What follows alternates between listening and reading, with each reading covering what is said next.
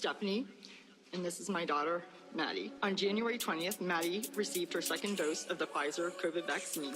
She developed severe chest pain, and the way she described the chest pain, it feels like my heart is being ripped out through my neck. I'm a Vax rebel, can't say I'm looking for trouble, yeah.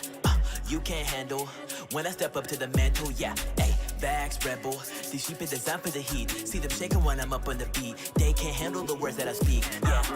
Vax rebel, I'ma stay woke till you sleep. After the jab, your body gets weak, cause you stuck up in your bed for a weekend. I'm a mask rebel, no I will not wear your muzzle. You can't cover my mouth and my brain stays free. I will never bow to a bounty. I've said it all time and time again. You won't catch me vaccinating with it. I ain't gonna lose when we all can win. Death rate is less than 1%. Consider to the hood singer saying that that's good. What you doing to your blood? Gonna end up in a crypt saying you're free thinker, but you're still reading a script. Cause the vaccine is safe and the vaccine is clean. And to give you back your freedom, everything you need, just take the jab and bend the knee. But I know my people gonna live free. They can try to hunt me down, make the rounds, but another vaccine gonna get me down, and then my heart fails. Oh well, we say the truth and they be hitting that. But I'm on it, say it fast and never stop when I'm rapping, even when I'm out of breath. You know I gotta do it fast, and then we marching into the streets. It is a patriotic fest, they try to shut me down, and I won't call me the Vax rebel with all my boys. Bryce and Gray, yeah, we make good noise. And Forgiata with his Rolls Royce. We on the scene and on the streets, we on the track and spitting stats. But I gotta tell you that I am a Vax rebel. Can't say I'm looking for trouble, yeah. You can't handle when I step up to the mantle, yeah. Vax rebel, these stupid designed for the heat. See them shaking when I'm up on the beat. They can't handle the words that I speak. Yeah, I'm a Vax rebel, I'ma stay woke till you sleep. After the jab, your body gets weak, cause you stuck up in your bed for a weekend. I'm a mask rebel, no I will not wear your muzzle. You can't cover my mouth and my brain stays free. I will never bow to a bounty.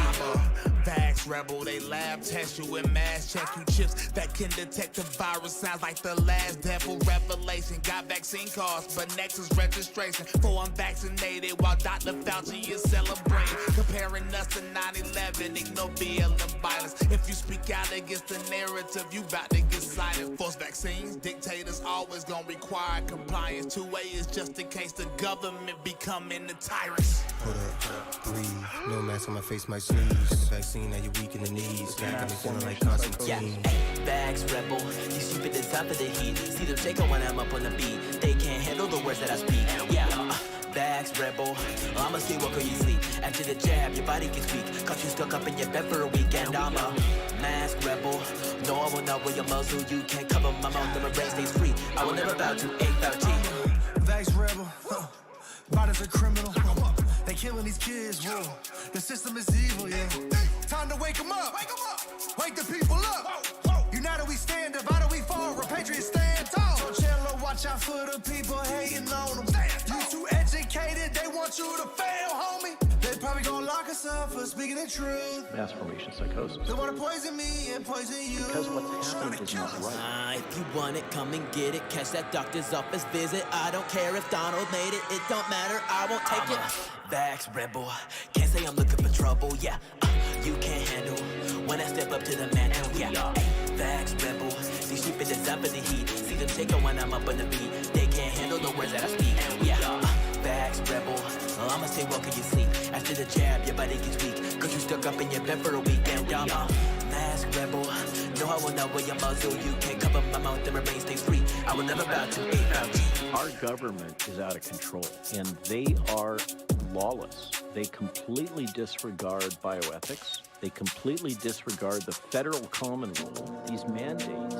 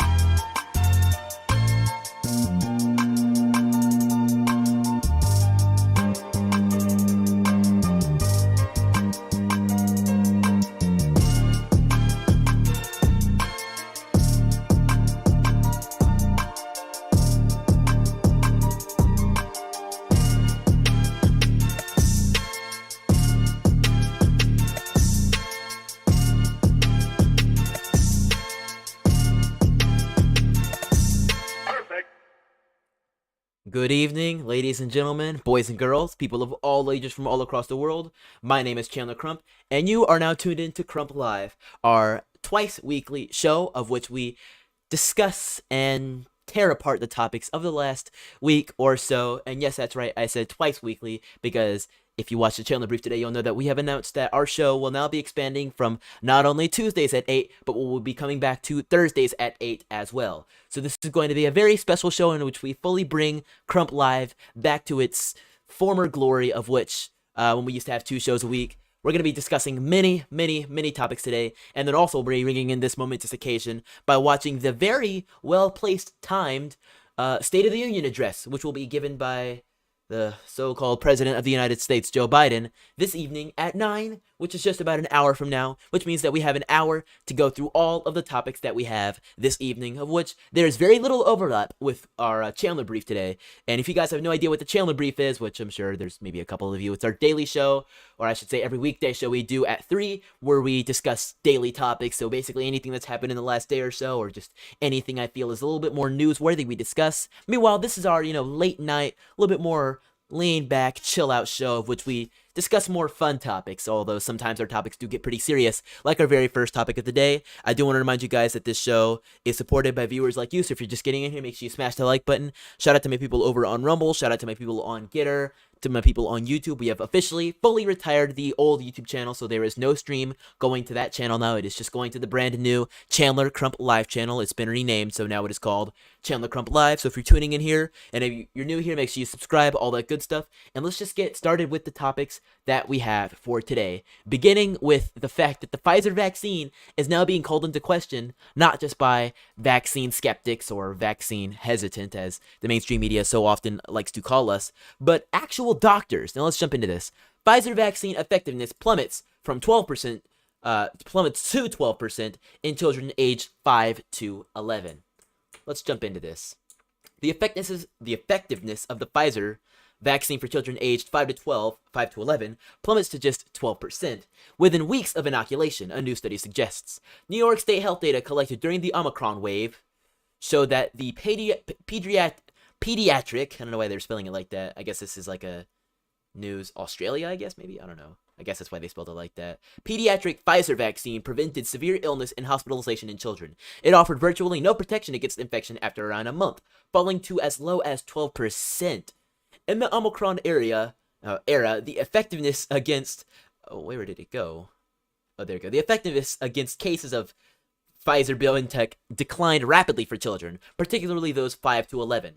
The researchers from NY State Department of Health and Albany University concluded in a paper. However, the vaccination of children 5 to 11 was protective against severe disease and is recommended. These results highlight the potential need to study alternative vaccine dosing for children and the continued importance layered protections including mask wearing to prevent infection and transmission.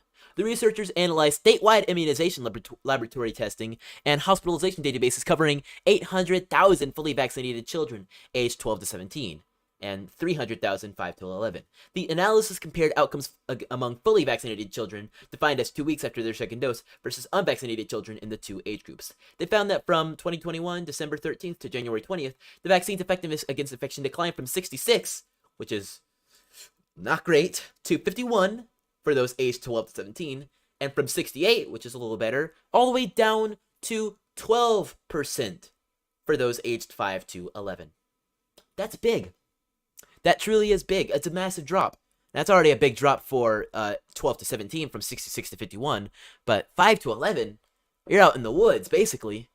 Some even say that it's actually a negative decrease as far as you are actually less protected with the vaccine than anything else. But I want to dig into this, which covers things a little bit wider for most other groups, in the fact that apparently it's not as safe as effective as people have been saying. Apparently there are 9 pages of adverse events of special interest of which were withheld from the public. Now this, I can't even decipher this, but there's 9 tweets worth regarding pages, and it digs all the way through it. Autonomic nervous system imbalance. Autonomic seizure. I know a little bit about what that means. Axial spondyloarthritis. Man. Axillary vein thrombosis. I know thrombosis. That's crazy. So a lot of terrible side effects. Now, of course, I think it's just listing all sorts of different things. A lot of them would never happen, but they're possible, and there might just be at least one case of it which can be directly compared. Did I see bowel disease? Oh my lord. Yeah, IBS, inflammatory bowel disease, or not IBS, but inflammatory bowel disease. I think IBS, irritable bowel syndrome, or something like that. I don't think it's something different. But yeah, lots of different things. Test negative, Mayor's Cove test positive, just a lot of random stuff that none of us would be able to understand unless any of y'all were a doctor. But hey, everybody's been saying it, and now all of a sudden it's not quite medical misinformation before anymore, especially since there's even doctors saying this now. This account says medical doctor in Canada, Benoit MD, or Benoit, I don't know. No way to confirm 100% it's a doctor, but this is a very big account that's been posting a lot of tweets, presumably about medical things. Pfizer data release, 1,200 reported fatalities during a 3-month period out of 42,000 reports. CDC will have been aware of some of the data via VAERS. Not clear whose passive reporting system is more complete, Pfizer's or CDC's. Either way, this drug, notice he doesn't say the words vaccine, he says drug, should have been pulled. Now, we've covered VAERS reports before on this channel, and I've gone absolutely crazy over them, so let's just do this again. Female, male, so female, there are 29,000 cases registered, and male there's 9,100, and then I don't know why there's no data, but I guess maybe third gender, or they just didn't share. But either way, age ranges, all sorts of different things. We don't need to get into this, but then cases. Actually, I do want to get into this. So 31 to 50 is a prime age range. A lot of people speak in that. 18 to 30, and then some under 17. So 175 plus whatever this footnote means. But then recovered. So 19,000, thankfully. Recovered with sequelae, which actually I need to figure out what that word means. Sequelae. Let's do some live research. What does that mean? Word means sequelae. I'm interested. So a condition which the consequence of a previous. Hold on. Which is the. Okay, so basically something that what happens to you because of it. So a condition which is the consequence of previous disease or injury. So recovered, but with a change to your body. So for instance, I don't know, I guess a sequelae of COVID is like not being able to smell or taste anymore. Some people have that. So that's a sequelae, if I'm pronouncing that right. And then not recovered at the time of the report. So wow, holy wow, 11,000 people had quote unquote not recovered since then. And then 1,200, it had proven fatal. And that is VAERS is directly connected to the vaccine. And Rebecca makes a good point. She says, keep in mind, VAERS only represents 1% of incidents. So multiply everything you see by 100. Okay, I'm going to be careful with saying that because that might be medical misinformation. I don't know 100% if you could say and multiply it by 100, but if you can even multiply it anything close to that, well, I guess science and the way these types of things work, that is a natural thing to say, that you can multiply it by any percent and it might actually apply. So 100% or multiply by 100 or even by 50 times, that's already crazy enough. Like 1,200 times 50, that's more deaths. That's quite a lot of deaths. I don't even want to think about it, but 100. I'm most concerned about the 175 people under 17, boys and girls under 17, that may or may not be in this fatal bunch. There's got to be at least a dozen, maybe even more. Possibly more. I'm not the greatest at math. I don't know how these numbers input and interact with one another, but that's insane right there. That's truly insane, but they want to just keep this stuff going, which is sad. They really do. I want to move away from the COVID stuff for a little bit because I'm sure Joe Biden at the State of the Union tonight will be speaking about nothing but it. But I do want to remind you that this channel is, of course, sponsored by MyPillow, and I did not prepare myself, so let me just reach over and grab this to remind you guys that our channel is, of course, sponsored by MyPillow. So if you're interested in getting your hands on one of these very comfortable pillows, of which, even though I had to reach halfway across my stream room to get it, it is very, very comfortable. So if you want to get your hands on one of your very own MyPillows, go to mypillow.com and use code CRUMP, that is code CRUMP, for your very own discount on a pillow. And then also to remind you guys, this channel is supported by viewers like you. So if you're interested in joining our Hall of Heroes for the month, go to donorbox.org/support-Chandler and consider a one-time or even a monthly donation to support the content we create here, as I'm not monetized by YouTube or anything like that. So if you want to support my content and make sure that we can keep this going, because we have a lot of streams a week that we're keeping up with and traveling and all sorts of stuff like that, then definitely make sure you go to donorbox.org/support-Chandler. The link is available in the description. But we're moving on past COVID to another just hilarious subject that we want to touch on quickly. It is this. Apparently, in Northwest Missouri State, at their university, they're creating something called Womanx. To commemorate Womanx History Month, Northwest will host a variety of activities throughout the month of March. The theme for this year's celebration is providing, healing, promoting hope. Read more. I just gotta see what this is. So let's visit their Twitter and see if we can find this Womanx tweet. Because I saw it before. So here it is, Womanx. Let's just see what this buff.la link sends us. So, Womanx History Month activities featuring poets, film screenings, and wellness session. This is text is kind of small, so let me see if I can like zoom in. That's kind of annoying, but hey. Northwest Missouri State is commemorating Women's Month with a series of activities. The nationwide observance of Women's History Month this year is using the theme Providing Health, Promoting Hope as a tribute to the work of caregivers and frontline workers during the pandemic, as well as a recognition of the ways women of all cultures have provided healing and hope throughout history. Northwest is calling its celebration Womanx History Month to encourage inclusivity. This reminds me of a video I saw a few years back by a YouTuber under the name Grade A Under A. And he basically went on talking about this woman thing and basically started saying and breaking down how you can't actually keep like having things. So woman, for example. Well, you can't say woman because it has M-E-N in it. It has man in it. And man is, that's the patriarchy. Get rid of that. So instead of woman, you have woe person. That was floating around for a while. But person has S-O-N in there. Son. That's male. It's patriarchy. So, if you can't have woe person, how about woe per child? And I don't think, per P-E-R, that doesn't really mean anything. So, boom, woe per child. That's the the intersectional term of which you can use to represent women, apparently. But apparently they've come up with an even better name, which is Womanx, I think. Now, it's of the same vein as Latinx, or Latinx, as I like to so eloquently refer to it. I even have a song called Latinx, because you just gotta attack the culture. But Womanx History Month is to encourage inclusivity, because not only should you celebrate women during Women's History Month, but you should celebrate men as well. And other genders. All genders. It's just History Month. How about that? Just drop the Womanx and just call it History Month. I think that's going to be the most... But wait, you can't call it History Month, because it has his in it.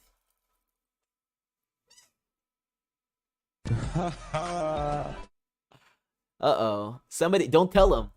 Don't tell him it has his in it. You can't call it History Month because it has his. Okay, anyways. It is vital that we celebrate Women's History Month at Northwest to recognize the many achievements of influential women that usually go unnoticed, and to acknowledge the role Northwest women have played in delivering care and spreading the spirit of hope. Yeah, whatever. It goes on a lot more about Womenx History Month, but I wanted to touch on that to show you guys that, unfortunately, this culture does not stop. So, of course, Libs of TikTok, which is a very popular account, posted about this, actually. I'm gonna tag them. And this is Northwest is calling its celebration Womanx, yada yada. Another faux word invented by cultural Marxists. That's a good one. And it says, the tweet is still up. Northwest State, can you please define the word Womanx? A lot of us would really like to know. Can a wombat and lynx breed? Womanx? Could be a PETA thing. Uh-oh. A woman and a lynx? Ooh, that's a good one. It might just be. It's a good point. Shout out to my people who are tuning in on Getter and Rumble. Shout out to Davini. Says, I love my pillow. Have almost everything from my pillow. They are great. I appreciate it. I think I remember you saying that before. Yeah, somebody says Womanx like Latinx. No, you're spelling it wrong. There's not supposed to be an M-E-N in there because that's the patriarchy. Ugh. So it's actually, and here, I'll pull the image up again just for you, Naples. It's, what you see? W-O-M-Y-N-X. So there's no men in it. I know. I know. Well, we're trying our best here. We're really trying our best. Moving on to just some more topics that thankfully aren't as hilarious and painful as that last one. Our next one is a big one. You're not going to want to miss this.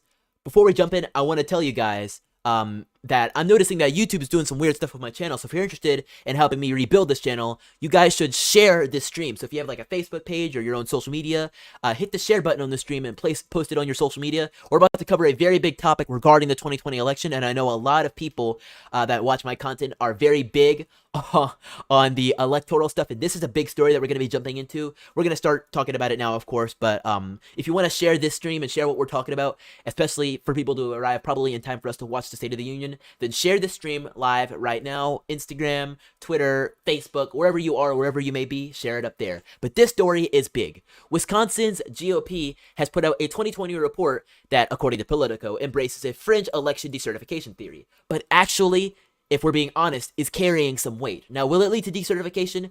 We don't know. But is it throwing a lot of pain on those that say the Wisconsin and, by extension, the United States elections were free and fair and every vote was counted? Oh, here you go on that one.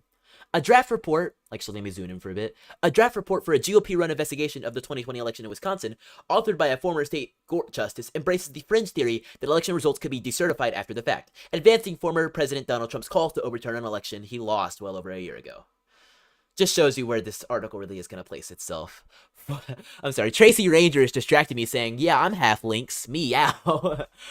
Former state Supreme Court Justice Michael Gableman for months has been conducting a probe of the 2020 election, authorized by State Assembly Speaker Robin Vos, one of the most powerful Republicans in the state.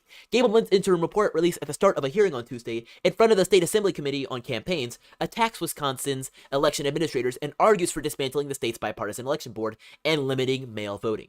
Keep an eye on this mail voting, because we have another story coming soon that touches on it. But perhaps most astoundingly, given that election experts and legal scholars say such a step is not possible, Gableman argued that the 2020 election results could be decertified, something that Trump has advocated. I believe the legislature ought to take a very hard look at the option of decertification. During the hearing, a nonpartisan attorney for the legislature said that she didn't believe the election could be decertified. Our position is that once the electoral votes have been received by the Congress, that closes the door. The election is then done, the attorney said. Democratic Governor Tony Evers was sharply critical of Gableman's report, saying that it has long surpassed being a mere embarrassment for our state.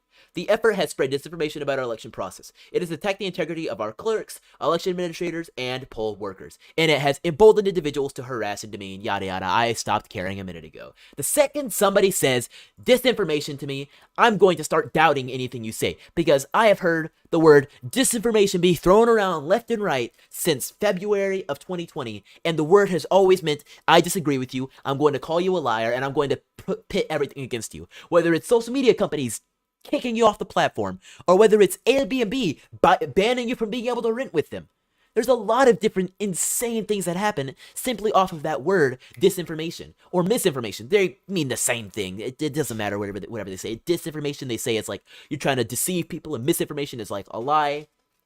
It's the same thing. Come on. At least have the decency to say that. But anytime I see the word disinformation, you immediately put me on the opposite side of you.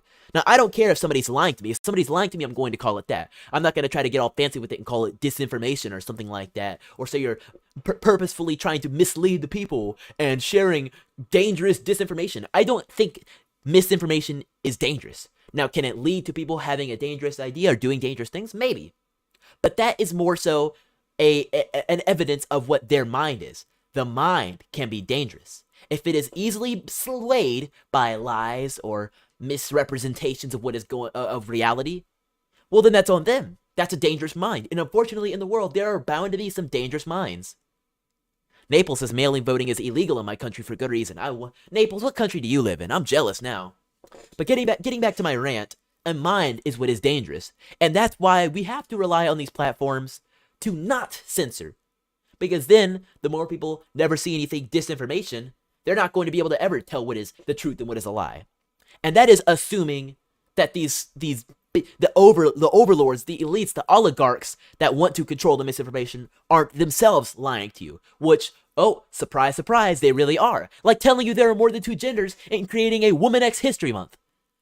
Does that not ring to you guys as a lie? Because it sure does to me. It sure does ring to me as a lie. Okay. I gotta give a big thank you and a big shout out to my boy Saint June, who is always coming through. So happy to see him. He sends a $100 donation, and I've already got to put his name up here. And I can't ever avoid it. So Saint, actually, I have to put him in the other one. I'm missing out. Hold on. Cancel that. Saint June is a longtime supporter of the channel since, I believe, about 2020. And he sends...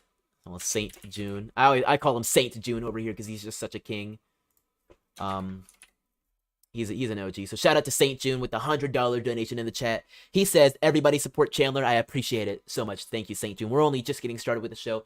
Once again, if you want to join our Hall of Heroes, all those options are available in the description below. Our Hall of Heroes is right here. Saint June, will probably hold the spot for the remainder of the month because, like I've said before, this spot goes to the highest donation of our month. So if you want to beat St. June, you've got to beat this. But if you want to be up there, then donate here. Any amount will work for here, but this one rotates each time a new donation comes in. That's how the Hall of Heroes works. Big thank you to St. June's in the chat. Shout out to him. But yes, that's not disinformation though. I want to give a thank you to people who support my content here. Shout out to my people over on Rumble as well. I see you guys in the comments. Oh, Davini. Okay, hey, Davini posted through Rumble. He sends $2. This is great job, Chandler. I'll add you up here, Davini. I'll add you up here. Davini is over on our Getter and Rumble, so shout out to him. Thank you, Davini. I'll leave your numbers out of the name because it's easier that way. But thank you. Actually, no, I'll put your numbers in. I've got space. 111. There you go. You got it. Awesome. So shout out to Davini and shout out to St. June. Okay, so Naples says Japan, and then Cyber says Japan has also outlawed brominated vegetable oil and based. There you go. Get rid of that vegetable oil. There you go. Japan sounds pretty good, but of course, Japan has its own problems as well. Every nation does, but apparently, if you say anything about the problems in America, it's disinformation or something like that. Like if you call out the vaccine mandates, you call out the asinine masking, anything like that, it really gets on you. So I could keep reading this. This word gets me. I could keep reading this trash Politico story, or I could just read the report that the former Supreme Court Justice Supreme Court Justice of Wisconsin put out himself. Let's just take a look at this. So here's a table of contents, statement of progress. So Center for Tech and Civic Life's $8.8 million Zuckerberg plan grant. So already not dropping names with Zuckerberg. Collusion and entanglement has also caused a host of questionable actions by the Zuckerberg. Oh, this is so savage. I like based boomers. I really do. The Wisconsin Elections Commission unlawfully directed clerks to violate rules protecting nursing home residents, resulting in a 100% voting rate in many nursing homes. What? WEC also unlawfully encouraged evasion of ballot security measures related to indefinitely confined voters at the behest of outside. Wow. So, of course, wow. Non-citizens voted unimpeded by Wisconsin's election officials as they are not recorded in the WisVote voter database, even though Wisconsin law requires citizenship to vote. Wow. Okay, so if you guys want to read this, you just look up, hold on, what is it? Office of the Special Counsel. So second interim investigative report, and then maybe throw Wisconsin or something in there, and you should be able to find it. That's crazy, but I want to jump to, if I can, the, oh, this thing has a lot of pages. I want to jump to chapter 12. I want to see just what his recommendations are, because I'm interested. So, I'm going to zoom out a little bit. That'll help us. Here, let me scroll through this so you guys aren't just seeing, like, text flash by, and then see if I can find, chapter 12, which should have recommendations. So I'm seeing, I'm gonna keep looking. Give me, guys, just a second. So, wow, it drops Waukesha County. So Appendix 1 litigation summary. So there's chapter 13 conclusion. So here we are. Okay, so this is chapter 12. So we're seeing various recommendations. Wow, there's a lot of recommendations. Okay, we're almost there to the top of this section because I want you guys to see this. So chapter 12, recommendations. Let's just give like a quick skim to this while we keep moving on. As noted above, OSC respectfully submits the following recommendations to the Wisconsin Assembly for its consideration, and its staff is pleased to provide additional information, yada yada. The OSC also submits a number of recommendations for WEC as currently consulted and for clerks. So here's some of those recommendations. Eliminate. So basically he said to the WEC, to yourselves, my recommendation is to you, eliminate yourself. As outlined in the interim report and above, replacing the disgraced and abolished Government Accountability Board with WEC has continued many of the same abuses of secrecy and confusion. The staff remains deeply connected to special interest groups and fails to adequately respond to voter and clerk complaints. Its biennial appropriation is over $10 million, money of which could be spent to support municipal and county clerk operations. In addition, as its administrator has noted, WEC has provided no authoritative legal safe harbor for clerks. Eliminating WEC would help clarify the constitutional and statutory authority of popularly elected officials and the voters in handling election matters. Eliminate or reduce fees for registration data, yada, we don't need to care about that. Maintain a single statewide voter registration database, and make it publicly available and secure. Ain't that something? Let's keep going. Set up an office to engage in auditing and oversight of elections. Does that not exist? Man, I'm learning more every day. Like that this type of thing doesn't already exist. Currently, there is no office in the state of Wisconsin with an ongoing charge to audit elections or to systematically intake and respond to citizen complaints. The legislature could consider setting up an office whose role is distinct from the Legislative Audit Bureau and which merely undertakes periodic and random auditing of elections, in various jurisdictions and delivering those results to the legislature. Wow. So standardize a process for post-election contests, prohibit certain contractual terms, minimize pre-voting, encourage in-house technical support. I wonder if he says anything about mail-in voting. Locate certification of presidential elections in a politically accountable body. Provide a method in law for private challenge to voter. These are all things that need to happen. I'm surprised they aren't already a thing in most of these states, because you would think these states, after all these years, would actually do something to defend and protect their elections, but it is what it is. I like a lot of the words in this document here. We won't spend too much longer on it because we're going to be moving on. But that's great right there. I want to give a big shout out to our current Hall of Heroes members. Just reminding you guys that if you want to donate to support our channel, all those options are available below. And of course, we are still sponsored by MyPillow, code Crump for your very own. Mezzo on Gator says, never seen you. You flow good. You flow. Good work. So thank you, Mezzo. I think you're talking about my music, which I appreciate. That's really, really fun. Shout out to my people over on Rumble as well. I see you. Tech Metal says, modern society values compliance, not independence. Very sad. And also, hello. Davini says, hello. Where's the audience watching from? New York here. Yeah. Let me know where you guys are watching from so I can complain about whatever states you're from. Like, if you're in New York, it is way too cold. And how's Eric Adams up there for you? You doing all right? And Governor Hochul, the new lady, or however you pronounce it, Hochul. All right. And then to my people in Pennsylvania, because if you're from there, we've already got some stories about that. Because apparently, the Pennsylvania Supreme Court does not value an actually good election, because they have upheld and affirmed that state's ability to have mail-in voting. It will stay in place, at least for now. So this is coming from Pennsylvania. Let's just jump into this. The Pennsylvania's mail-in voting law will remain in place, at least for the near future, despite a state judge's order that would have made it expire in 2 weeks. The state Supreme Court ruled Tuesday. The justices issued a one-paragraph order that overturned a February 16th decision by Commonwealth Court Senior Judge Mary yada yada that would have pulled the plug on the state's 2-year-old voting law. The Supreme Court plans to hold oral argument Tuesday regarding the legal challenge to the law. The justice's decision to invalidate Leavitt's order gives themselves more time to rule out without a 1-week deadline. They said the law will remain in place pending further action by the High Court. The administration of Democratic Governor Tom Wolf asked the Supreme Court last week to keep the law intact during the litigation, arguing that stopping mail-in voting ahead of the spring primary season would, if anything, only exacerbate voter confusion and the danger of disenfranchisement, whatever. Pennsylvania ended most restrictions against mail-in voting in 2019 as part of a deal in which Republican legislative leaders obtained an end to straight ticket voting. Democrats have used the mail-in opinion for far more than Republicans during the pandemic. Many of the Republicans in the General Assembly who voted for the law now oppose it, including 11 of the plaintiffs in the current legal challenge. Leavitt and 2 fellow Republican judges ruled in January that no excuse mail-in voting is prohibited under the Pennsylvania Constitution. 2 Democrats dissented, saying that Constitution permits no excuse under a provision that says elections shall be by ballot and by such other method as may be prescribed by law. Nearly 5 million votes were cast by mail over 2020 and 2021. As of August, nearly 1.4 million Pennsylvania voters were signed up for permanent mail-in voting notifications. So that is a lot of people that are planning to mail-in vote this upcoming season. And it's understandable that a lot of Republicans have something against it, considering what happened in 2020.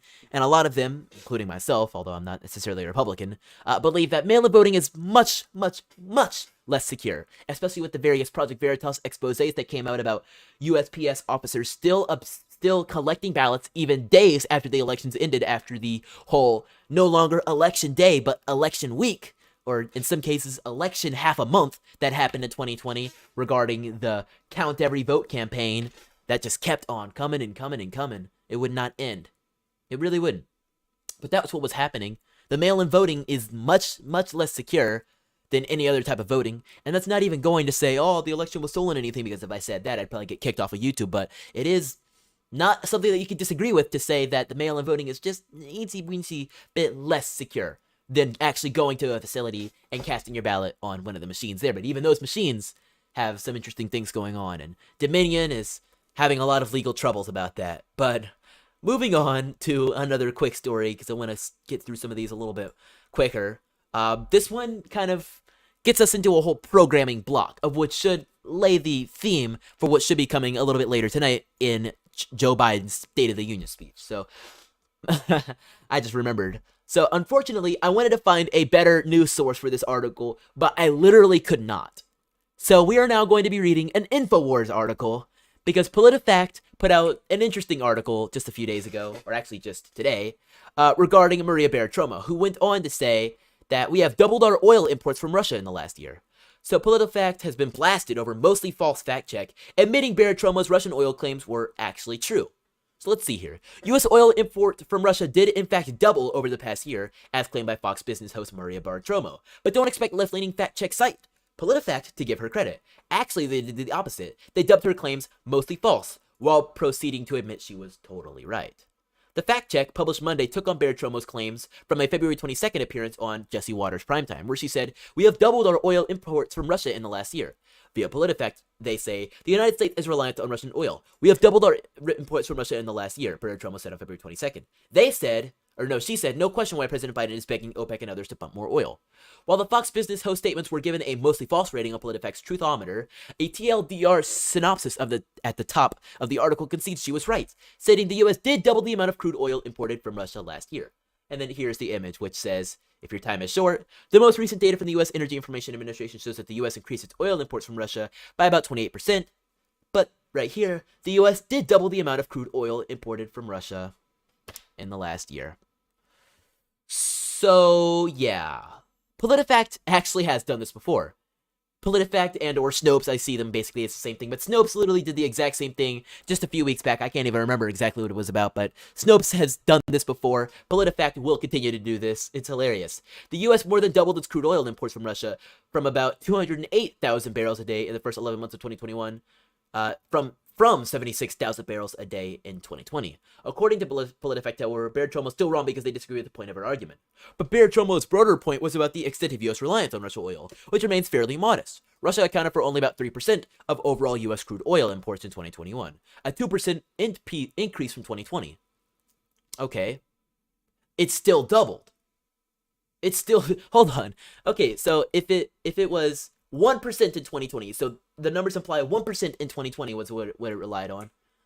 But then in 2021, it became 3%. So it's still doubled.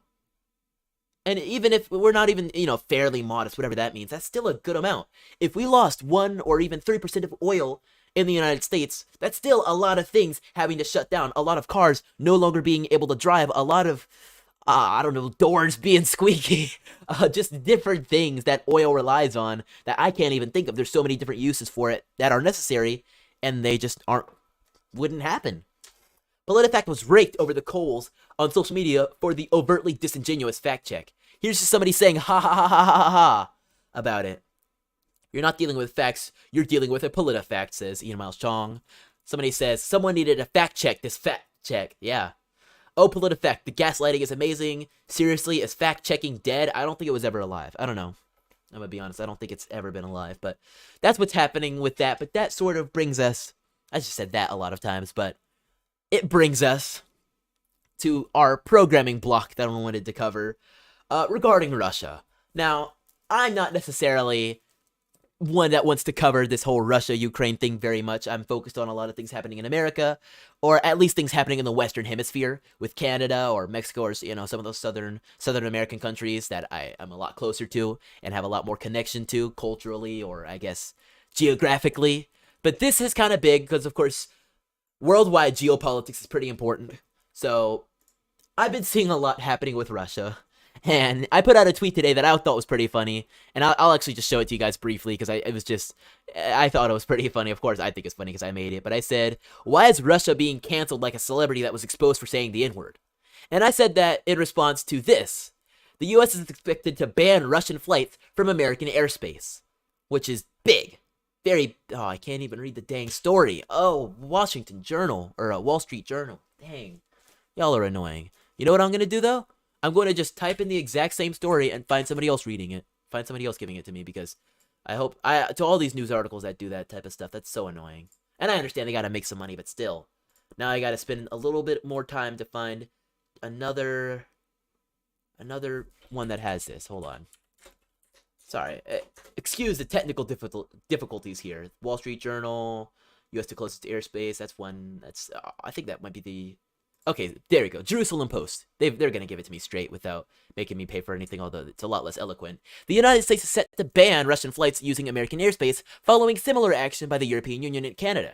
Government and industry officials told Reuters a move likely to trigger Russian retaliation. President Biden is expected to announce the ban during his State of the Union speech on Tuesday. The timing was reported earlier by CBS, so we're going to see if that's true later tonight. The White House, which declined to comment, held extensive talks with U.S. airlines in recent days. United States Airlines and UPS said on Tuesday that they had suspended flying over Russian airspace, joining other major U.S. carriers, Delta and American Airlines. So, of course, this article is, fragmented in a very strange way, but that is big. That is big that not only have these companies canceled doing flights over Russian airspace, but they are actually no longer doing Russian flights over American airspace. And when I say that, I mean like America may actually be blocking Russian flights from landing or even being over the air in America, which is just preposterous, truly. But here we go, moving on. Mexico's president, Lopez Obrador, has actually declined to impose economic sanctions on Russia, so we've got a little bit of a back and forth here. The latest action from the Mexican president stands in contrast to the international sanctions. Mexico will not impose any economic sanctions on Russia for invading Ukraine. He also criticized what he called censorship of Russian state-sponsored media by social media companies. We are not going to take any sort of economic reprisal because we want to have good relations with other governments of the world. Lopez Obrador's position stands in contrast to the international sanctions imposed on Russia for Putin's actions. Russia has built strong links to various governments in Latin America, especially authoritarian administrations in Cuba, Venezuela, and Nicaragua, but its ties with Mexico are seen to be limited due to the strong U.S.-Mexico relations. The Mexican and U.S. economies are deeply intertwined, but leftist leader Lopez Obrador has at times had testy relations with the United States and has criticized foreign policy. Lopez Obrador's comments came in response to a question about the interest in Mexico of Russia's second-largest producer of oil, Lukoil, and Russian airline Aeroflot. That's actually a really cool name for an airline. Lukoil said on Friday that it has completed its acquisition of a 50% operator interest in an offshore oil project, part of its drive to expand its global reach, which makes a lot of sense. The Mexican president also criticized what he characterized as the censorship of Russian state media. I don't agree with the fact that media from Russia or any country is censored, Lopez Obrador said.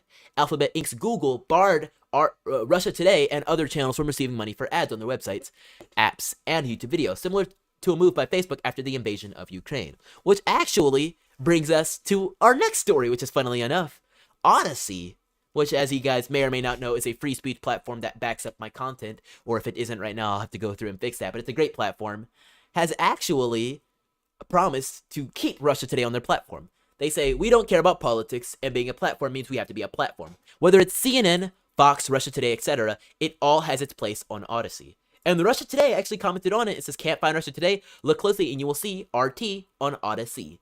And you can actually click this link and go see RT on Odyssey. And actually, here they are, which, is pretty cool. Now, whether it's, Russian state media, which Russia Today is indeed, I'm okay. I don't really use Russia Today, but it's a platform. It's a news source, just anything like that. And they actually did indeed get shut down from being on mainstream platforms. And of course, the thing now is like freedom over censorship, truth over narrative. And I don't know if I'll be able to find the story about them being blocked off of YouTube here. I thought I had it on my list, but they were actually kicked off from monetization of YouTube, and they had their Facebook page deleted, I believe. And if that's not true, I know they have received at least some sort of censorship by those platforms, at the very least demonetization. But that's the insane stuff that's happening.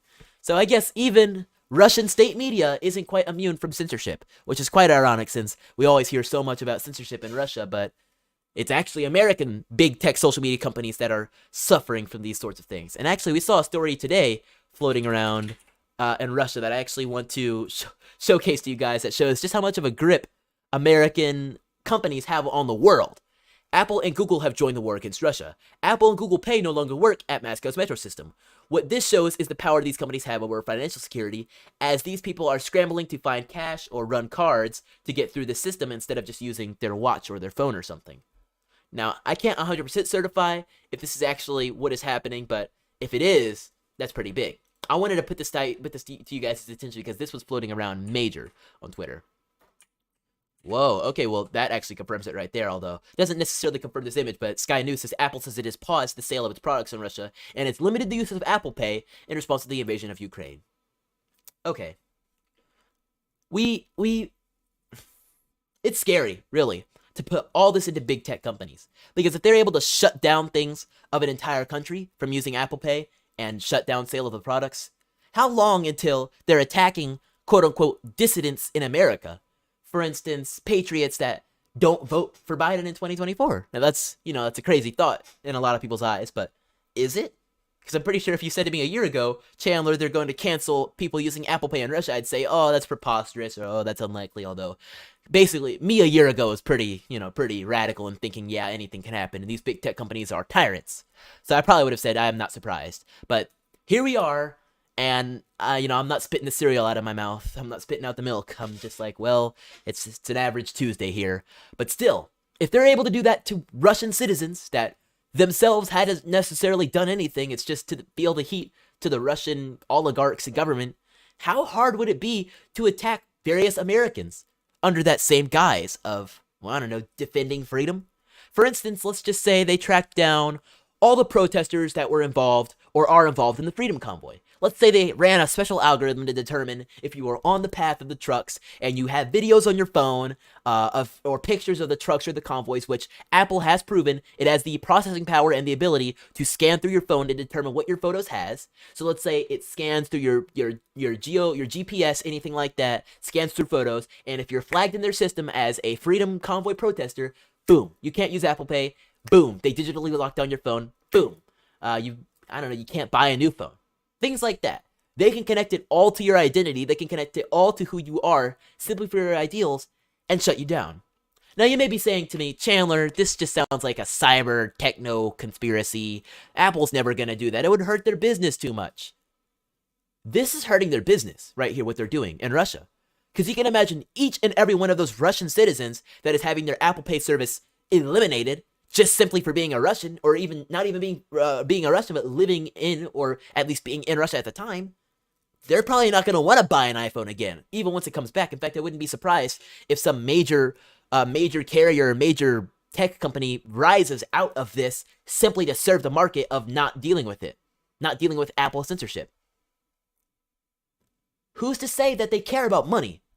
Because they could look at the, as they would call it, the fringe minority of trucker protesters, which, not every single person could protest. So let's say a maximum of 10,000, 15, maybe 20,000 truckers and people that drive cars take part in this protest. They could shut down all your phones and not blink an eye. These companies are worth trillions, or at least $1 trillion, climbing to the trillions mark. They put their perspective and their opinions far over profits. Especially if they could shut you down for your opinions, they'll still get profits. In fact, maybe even more. Because I'm willing to bet if Apple announced tomorrow that they're going to be exploding the phones of every trucker protester, of which, the science might still be out on that one, I guarantee you, all the liberals in Los Angeles and Seattle will be like, that's a little scary. I'm gonna go buy a new one just to say, listen, I'm scared of that you might do it to me, but I'll also buy it because you really showed those Trumpers, didn't you? Or not even Trumpers, but patriots. You really showed those Nazis that love America and don't necessarily agree with renaming all women to Womanx. Because if you don't agree with Womanx, you're a bigot. And we need to take those bigots down, right? I don't know. That's just me being a conspiracy theorist. Let me read a few comments here. June says, thanks so much, Davini. June, is that you? St. June over there? I think it is. Davini says, President Trump said our leader is dumb like a drum. What do we expect to hear from a drum tonight at 9? Helicon says climate change Davini. Word is he wants to implement climate lockdowns. Interesting. Helicon says Russia war is fake news. Did we forget CNN, MSC, and all of them are fake with bad actors? Peace through strength concept. Okay. Davini says, or they wanted something distraction for the bad poll on inflation and economy. Yeah. A lot of different things like that. Shout out to my people over on Getter, to my folks over on YouTube. If you're just getting here, make sure you smash that like button and subscribe to this brand new channel we're here on. To my people on Rumble, just stick around. If you haven't already, make sure you smash that Rumble button.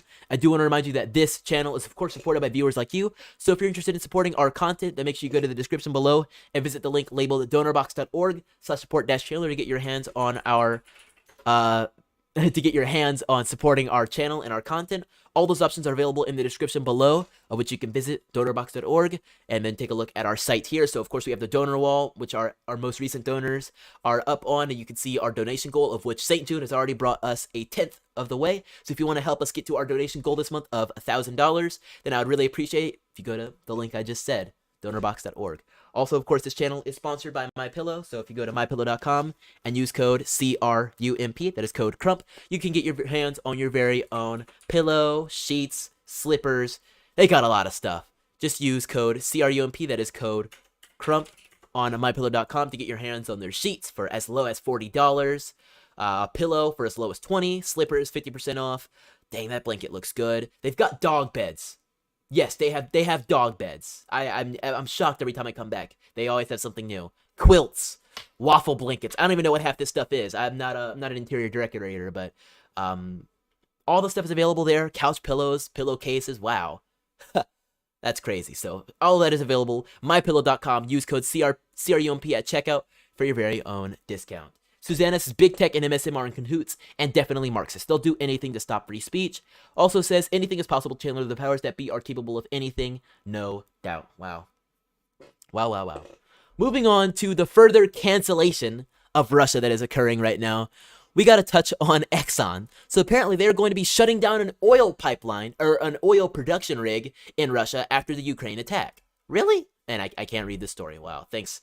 I'm going to just like block off ever seeing the Wall Street Journal again. So give me a second to see if I can reverse engineer and find this article somewhere else, because the Wall Street Journal is being so frustrating. Oh, I found this one quicker. Okay, Independent says Exxon Mobil to shut down Russian oil production. Yada yada. So Exxon Mobil says it will shut down its Russian oil production after Putin's unprovoked attack on Ukraine. Oh no, this is the same thing? No, come on. Okay. Independent. Oh, I already know the New York Times is gonna suck. How about finance at Yahoo? There you go. Is this one like that? Okay, good. Guys, you need to stop. I'm no communist, but come on. Really. The Texas-based energy company announced that it would end its involvement in a large Russian oil and gas project, following companies such as BP and Shell quitting the country. Exxon had been developing the project on the eastern Russian island of Sakhalin, along with the state-controlled company Rosneft, as well as partners from India and Japan. ExxonMobil supports the people of Ukraine as they seek to defend their freedom and determine their own future. In response to recent events, we are beginning the process to discontinue operations and developing steps to exit the Sakhalin-1 venture. Exxon had operated in Russia for more than 25 years, but began to overthrow from the country following the 2014 invasion of Ukraine. Began to withdraw, I should say. The company said that although it will not be able to quit Russia immediately, it will make no new investment there. As operator of that rig, we have no obligation to ensure the safety of people. No, we have an obligation to ensure the safety of people. Whoops. Protection of the environment and integrity of operations. Our role as operator goes beyond an equity investment. The process to discontinue operations will need to be carefully managed and closely coordinated with the co-ventures in order to ensure it is executed safely. Gosh, this sounds like a massive corporate thing. Like, you know, I haven't spoken too much on the Ukraine-Russia stuff. There's a lot of stuff on both sides, and I'm not going to be like there's good people on both sides. But what I am saying is that the amount of... Okay, let me put it like this. I'm going to sound like a conspiracy theorist when I say this, but unfortunately, a lot of conspiracy theories become conspiracy facts. The fact that all these different groups are coming together to jump on the bandwagon for Ukraine, to me, is suspicious. Especially considering there is a very strong and public avowed history of corruption in Ukraine. So, big tech companies banning you from using your own product in their country. Gas companies shutting down production in those countries. Pipelines being shut down by presidents of the United States, of which they could have done months ago, but are suddenly doing now. It's almost like something happened in Russia, other than this invasion, that has caused a lot more interest in standing with Ukraine. Because I didn't see all these people really standing up with Ukraine back in 2014. And it's not like Russia would be willing to do anything against Ukraine between the years of 2017 to 2021, because Russia didn't know what would happen if they did that. Now Russia knows all that will happen is sanctions.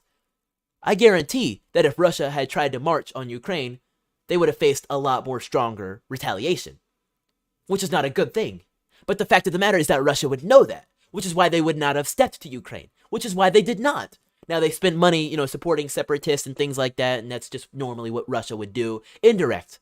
But now that we have a weak Biden in office, and in just about 5 or 4 minutes, we're going to be seeing just how weak he is. And to that point, I'm going to make sure I have the stream up and ready just in case. So let me just type in State of the Union to make sure I have this up. But now that we have such a pitifully weak president, of course, Russia's now going to be out there making a move and getting up to it. So we have the State of the Union open now, just to show you guys things are getting sort of started and ready. We'll have that open. But of course, Russia's going to make their move now. And I'm not necessarily 100% saying it's Joe Biden's fault, but in the scheme of things, it's weird. Okay, I think we have some people marching in to the State of the Union. So, okay, so it's the Supreme Court justices. So. And I see Justice Amy Coney Barrett there. I believe it is her first State of the Union address that she is attending. Keep in mind, there was only one Supreme Court justice present last go-round, right, because of the pandemic. Oh, yeah. Chief Justice Roberts. There's Justice Kavanaugh shaking hands with General McConnell, who's the Chief of Staff for the Army, one of the members of the Joint Chiefs. I'm going to see if I can find one without weirdos at NBC talking over it for you guys, but that's what's happening. I think maybe if I can find one by C-SPAN, maybe? I don't know. The C-SPAN C-SPAN should do this, right? Because I just want to find one that is like not commentary, because I'm gonna be commentating. Okay, there we go. So there's a C-SPAN. Okay, so here's a C-SPAN link we've got, so nobody talking over it, although they don't have. Oh yeah, I guess they've got an okay feed. So we've got Nancy Pelosi and Kamala already there. I think they're gonna cut the audio in once the president walks in. I'll have PBS open as well, just because they might have better camera angles, just in case. Although, so there's Jill Biden up there, so First Lady Biden, which is just a funny thing to say. So we've got a few different feeds coming through. Yes, so that's the State of the Union, gonna be happening in a minute. And here's another feed. I think the C-SPAN feed will probably be good enough. Who's this little guy? I don't know. That's nice, at least, you know, people pulling up. Why are there Ukrainian flags? Oh gosh, this is gonna be an annoying State of the Union, isn't it? There are literally more Ukrainian flags in this image than American flags. What is happening right now? This is just 100% further to my point of how corporate this has become. There's one American flag in this room, and I think they may be wearing American flag lapel pins. She's got her fancy gavel, thankfully, I guess. So, people pulling up. Madam Speaker, the President's Cabinet. Okay, so people are announcing coming in. I'm gonna mute this down for a minute, but wow, that really got me going. There's so many Ukrainian flags. All right, so I'll just get started with this now. We're gonna be beginning our segment of covering the State of the Union tonight. So starting in just a matter of minutes. I'll also be live tweeting the State of the Union, so if you see me looking off to the side and typing vigorously, I'll try my best to mute my mic, but we'll be live tweeting the State of the Union just so you guys that aren't watching can know what's going on. But I'm going to tweet it out. Oh, that's not live anymore. So there we go. So this is the Joe Biden's cabinet coming through. I'll unmute it. All right, so that all about cover our stories for today. We have just a few more stories, and actually just to quickly jump into you guys, 140 diplomats walked out of the UN meeting once a Russian official started speaking. We won't jump into the story, but I wanted to just show you guys that. And then also, Nancy Pelosi has proudly said that she will not be wearing a mask to the State of the Union tonight. She says, I'm not wearing one. If I had little children or if I were around little grandchildren, I would. I think people have to use their judgment about it. People make their own judgment. Apparently, you're not allowed to do that in schools, though.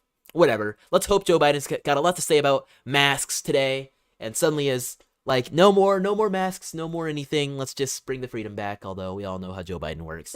Let's get started with the State of the Union, folks. We're going to have a great time with this. Thank you guys so much for tuning in, and let's get started.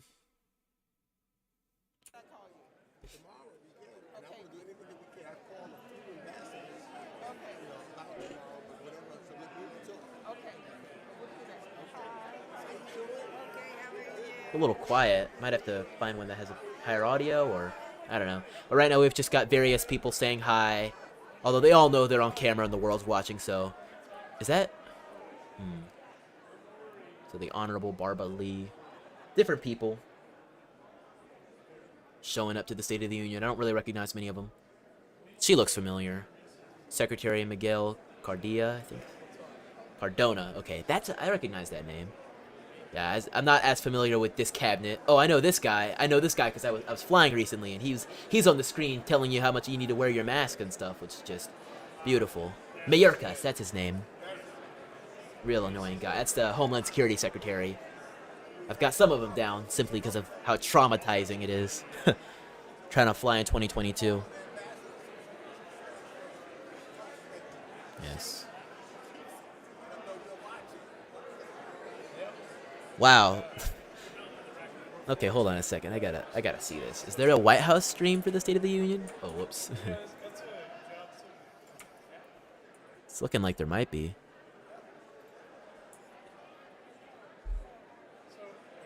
Oh, okay, so there's a White House link.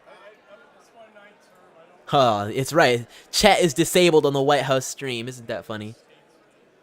Yeah, everybody in the comments, make sure you go and hit the dislike on the White House the White House stream. Just go and get it. Go and get it going. Apparently I can see the dislikes right now. I don't know why. Oh no, I have like the return YouTube dislike thing. That's why, but there you go. All right, President Biden. It's weird calling him that. Should be coming out any minute now. We've got Kamala and Pelosi. Great. Okay.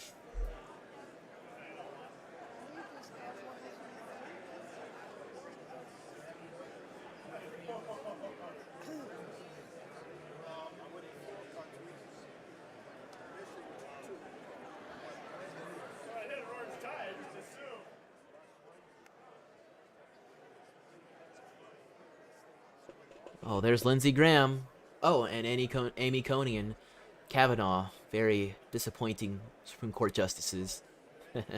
Yeah, too many Let's Go Brandons, apparently.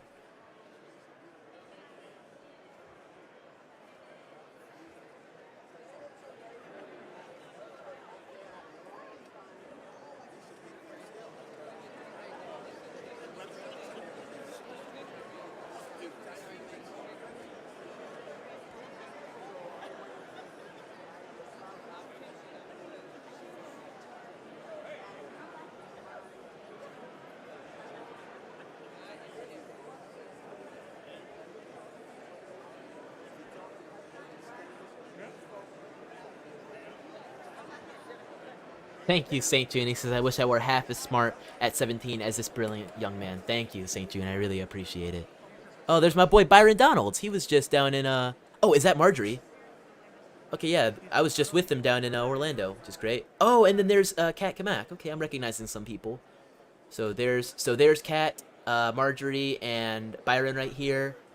I wonder where, what's his name, Madison Cawthorn is. Oh, there he is, right there.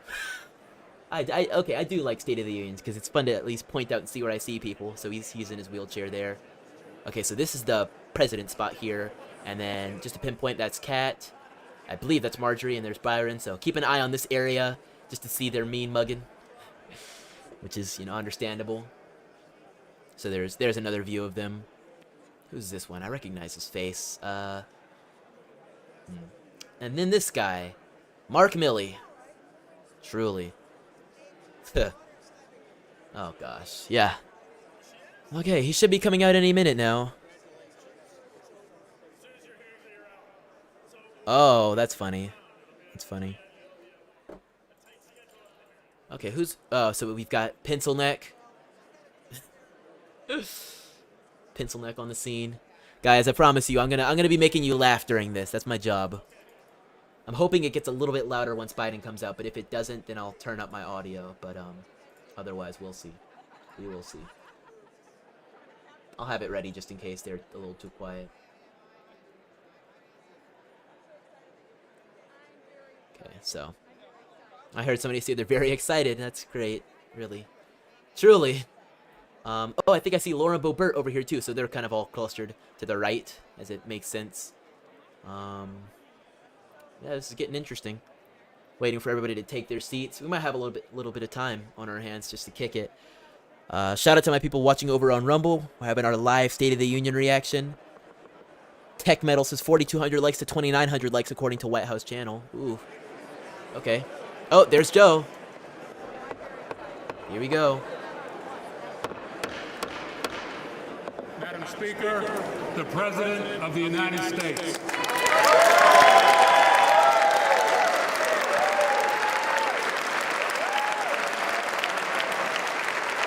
already looks so confused.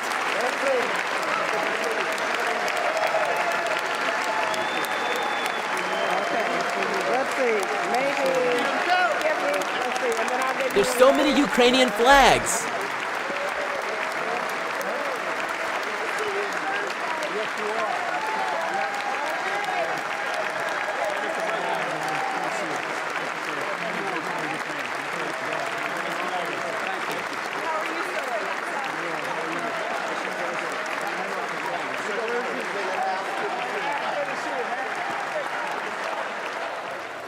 Wow, there are so many Ukrainian flags. I can't even count them in this image. 1, 2, 3. I'm seeing their colors. I'm haunted.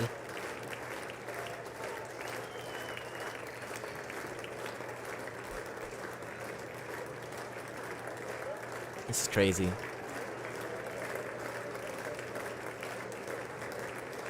I'm beginning to get triggered by the color yellow and blue together. And I like that color combination too. There's Amy Coney. Dang, he ignored him. I don't know, Susanna. Jill's up in the spectator gallery right now, but we'll see.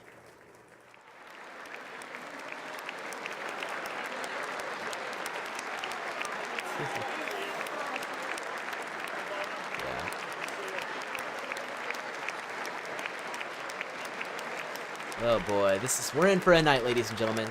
This will probably be about as action-packed as it gets.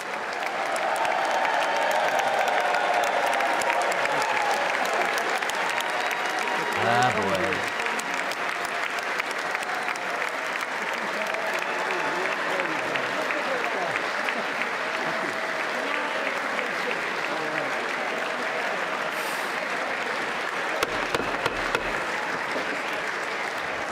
Oh, I see Elizabeth Members of Warren. Congress, I have the high privilege and distinct honor of presenting to you the President of the United States. Allegedly. Allegedly.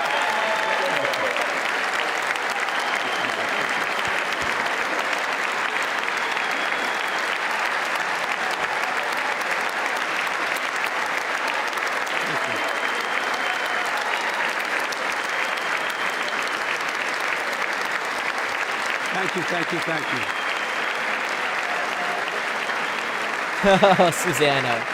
That's bad. Thank you all very much. Thank you, General. Look. Thank you. Look, this is supposed to be America.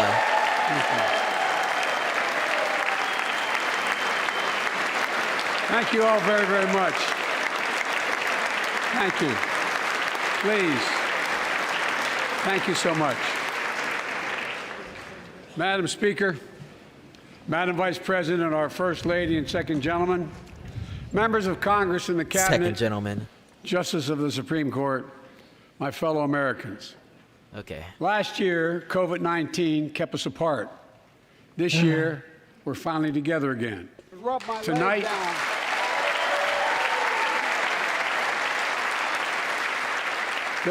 we meet as Democrats, Republicans, and Independents, but most importantly, as Americans. With a duty to one another, to America, to the American people, to the Constitution, and an unwavering resolve that freedom will always triumph over tyranny.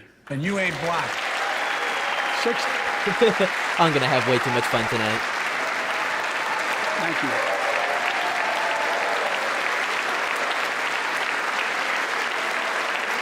Did I see Buttigieg? 6 days ago, Russia's Vladimir Putin sought to here we shake the go. very foundations of the free world, thinking he could make it bend to his menacing ways. Menacing.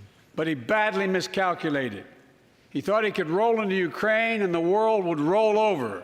Instead, he met with a wall of strength he never anticipated or imagined. He met the Ukrainian people.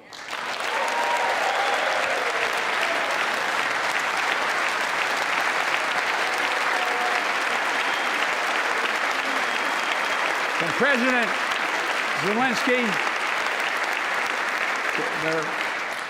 To every Ukrainian, their fearlessness, their courage, their determination literally inspires the world. Groups of citizens blocking tanks with their bodies. Everyone from students to retirees to teachers turned soldiers. He's embracing the defending hoaxes. their homeland. And in this struggle, President Zelensky said in his speech to the European Parliament, "Light will win over darkness."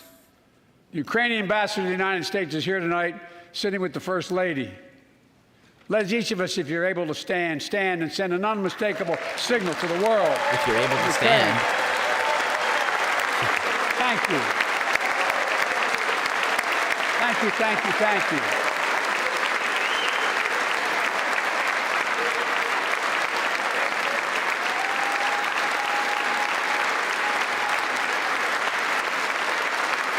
She's bright, she's strong, and she's resolved.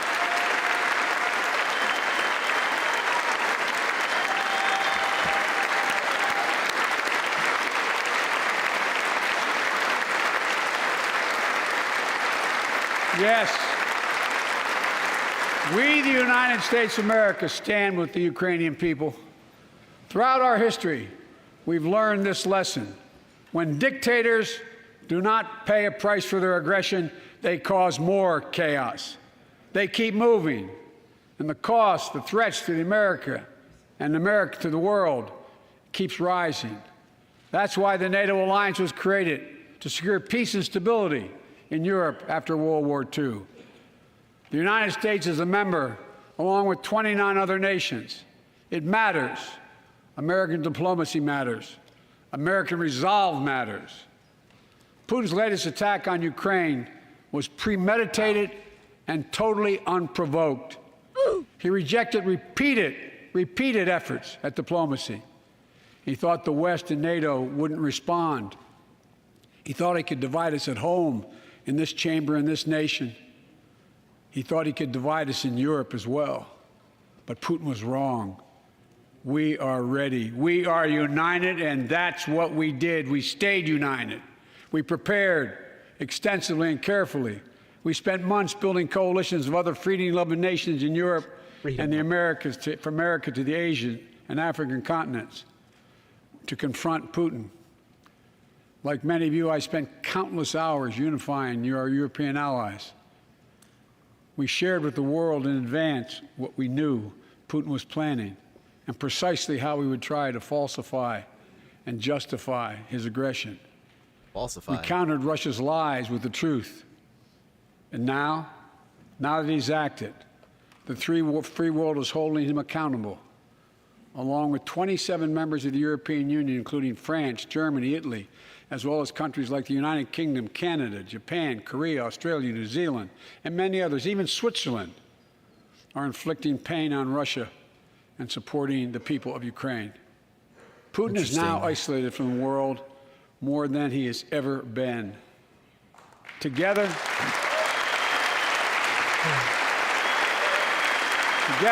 except China.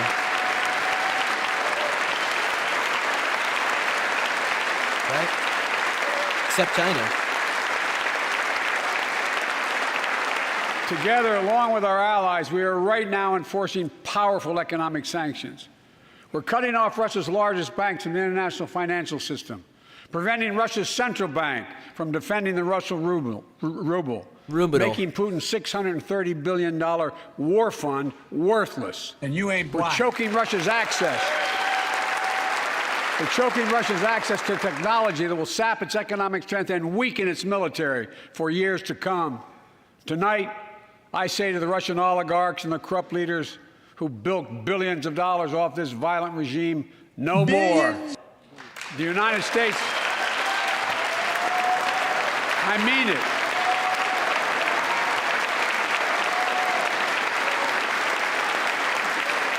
The United States Department of Justice is assembling a dedicated task force to go after the crimes of the Russian oligarchs. We're joining with European allies to find and seize their yachts, their luxury apartments, their private jets. We're coming for your ill-begotten gains. And tonight, I'm announcing that we will join our allies in closing off American airspace to all Russian flights, further isolating Russia and adding additional squeeze on their economy. Oh, man. These property. Right. He has no idea what's coming. The ruble has already lost 30% of its value. The Russian stock market has lost 40% of its value, and trading remains suspended. The Russian economy is reeling, and Putin alone is the one to blame. Together with our allies, Jason, good one. We're providing support to the Ukrainians in their fight for freedom. Military assistance, economic assistance, humanitarian assistance. We're giving more than $1 billion of direct assistance to Ukraine, and will continue to aid the Ukrainian people as they defend their country and help ease their suffering.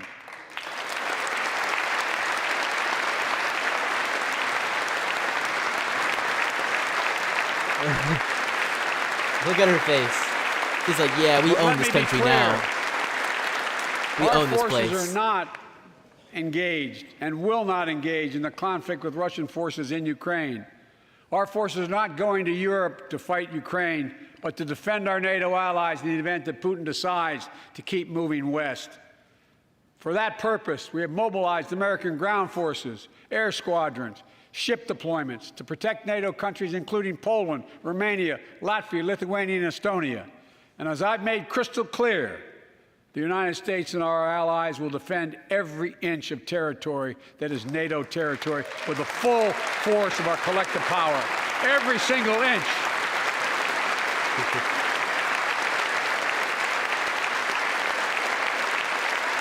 So many Ukraine pins. It's strange.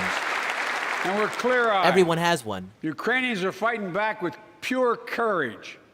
But the next few days, weeks, and months will be hard on them.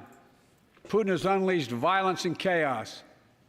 But while he may make gains on the battlefield, he'll pay a continuing high price over the long run. And a pound of Ukrainian people, the proud, proud people, pound for pound, ready to fight with every inch of energy they have. They've known 30 years of independence, have repeatedly shown that they will not tolerate anyone who tries to take their country backwards. To all Americans, I'll be honest with you, as I always promised I would be. A Russian dictator invading a foreign country has cost around the world. And I'm taking robust action to make sure the pain of our sanctions is targeted at the Russian economy, and that we use every tool at our disposal to protect American businesses and consumers. Tonight, I can announce the United States has worked with 30 other countries to release 60 million barrels of oil from reserves around the world. America will lead that effort, releasing 30 million barrels of our own strategic petroleum reserve. And we stand ready to do more if necessary, united with our allies. These steps will help blunt gas prices here at home, but I know news about what's happening can seem alarming to all Americans. But I want you to know we're going to be okay. We're going to be okay. When the history of this era is written, Putin's war in Ukraine will have left Russia weaker. They even have the ribbons. And the rest of the world stronger. And you ain't black. And you ain't black. While it and you shouldn't, ain't black.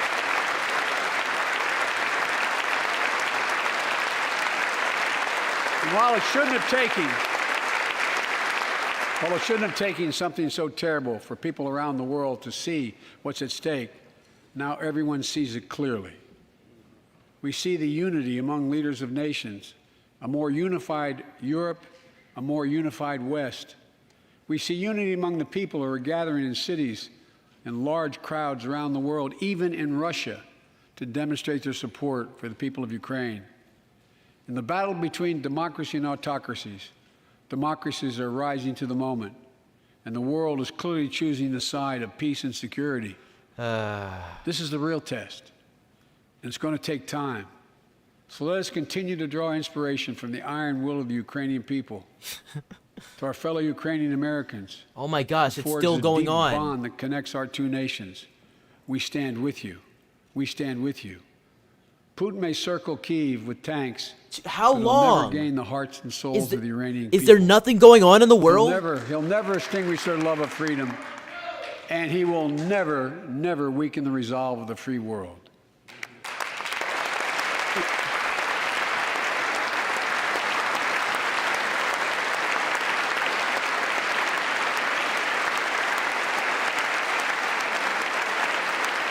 We meet tonight in an America that has lived through two of the hardest years this nation has ever faced.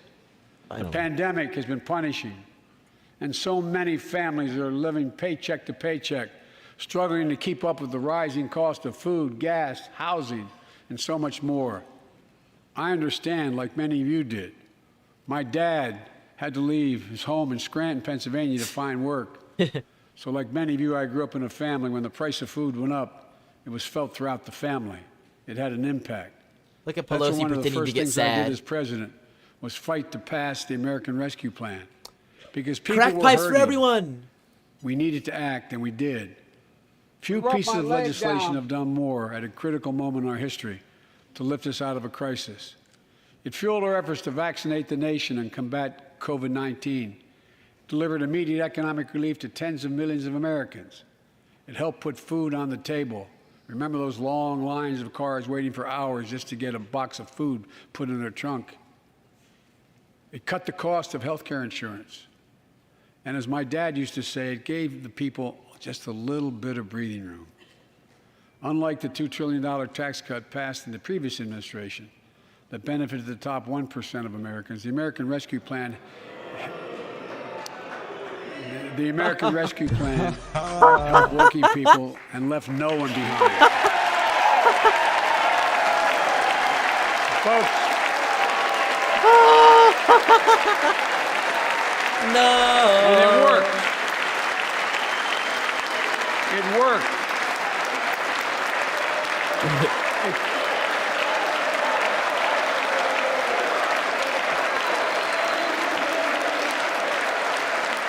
It worked.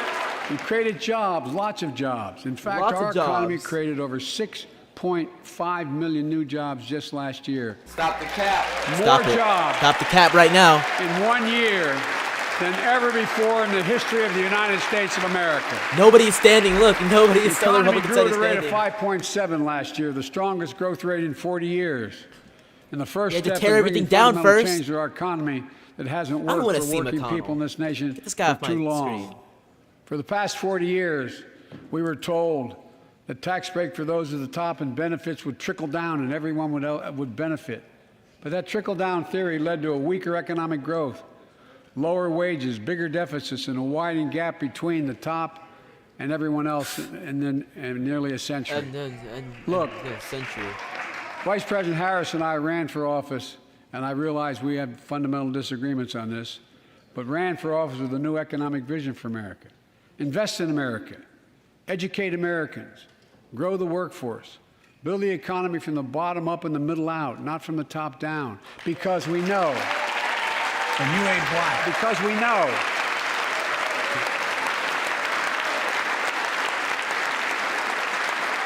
Because we know when the middle class grows, the poor will way up and the wealthy do very well. America used to have the best roads, bridges, and airports on earth. And now our infrastructure is ranked 13th in the world. Maryland. We won't be able to compete for the jobs of the 21st century if we don't fix it. That's why it was so important. Booty judge, to really? pass the bipartisan infrastructure law. Doesn't he have like a baby my to Republican friends like go home and join not work for? to invest and rebuild America. The single biggest investment in history. It was a bipartisan effort, and I want to thank the members of both parties who worked to make it happen. We're done talking about infrastructure weeks. We're now talking about an infrastructure decade. And look, it's going to transform America, to put us in a path to Fundamentally win the change. economic competition of the 21st century that we face with the rest of the world, particularly China.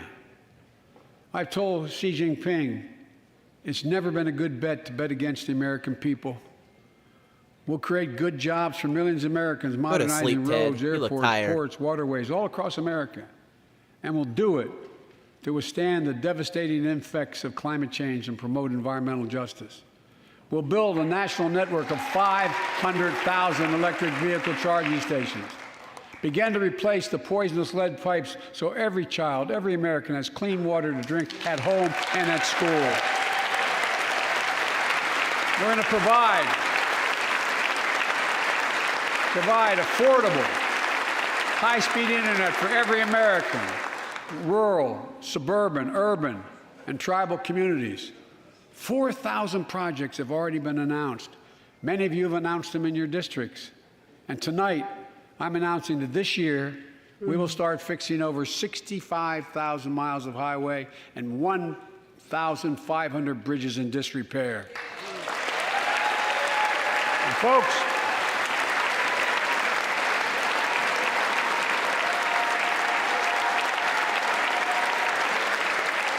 when we use taxpayers' dollars to rebuild America, we're going to do it by buying America. Buy American products. By buying America. Support American jobs. Stop the cap. The federal government spends about $600 billion a year to keep this country safe and secure. There's been a law on the books for almost a century to make sure taxpayers' dollars support American jobs and businesses. Every administration, Democrat and Republican, says they'll do it, but we're actually doing it. We'll buy America to make sure everything from the deck of an aircraft carrier to the steel on highway guardrails is made in America from beginning to end. Ain't gonna happen. All of it. All of it. You're not the president to do it, Joe. I'm sorry. Stop the cap. But folks, to compete for the jobs of the future, we also need a level playing field with China and other competitors. That's why it's so important to pass the Bipartisan Innovation Act sitting in Congress that will make record investments in emerging technologies and American manufacturing. We used to invest almost 2% of our GDP in research and development. We don't now. China is. Let me give you one example why it's so important to pass. If you travel 20 miles east of Columbus, Ohio, you'll find 1,000 empty acres of land. It won't look like much, but if you stop and look closely, you'll see a field of dreams. This guy's LARPing. The ground on which America's future will be built. He's LARPing so hard. That's where Intel, the American company that helped build Silicon Valley, great American president, is going to build a $20 billion semiconductor megasite. Up to 8 state-of-the-art factories in one place. 10,000 new jobs. And in those factories, the average job about $135,000 a year. Some of the most sophisticated manufacturing in the world. Who is this guy? To make computer chips the size of a fingertip. That power the world in everyday lives. From smartphones, technology, the internet, technology is yet to be invented. But that's just the beginning. Intel CEO Pat Gelsinger, who is here tonight, I don't know where Pat is. Pat, there you go, Pat, stand up. Oh, he's got the pin too. Ukraine.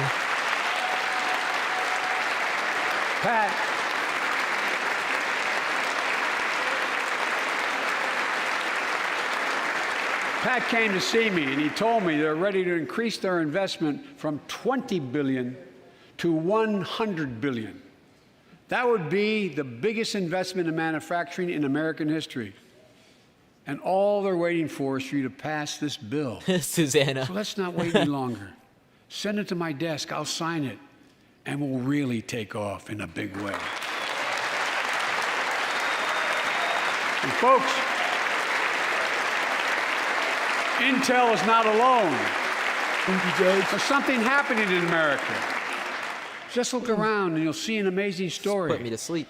The rebirth of pride that comes from stamping products made in America. The revitalization of American manufacturing. Companies are choosing to build new factories here when just a few years ago they would have gone overseas. That's what's happening.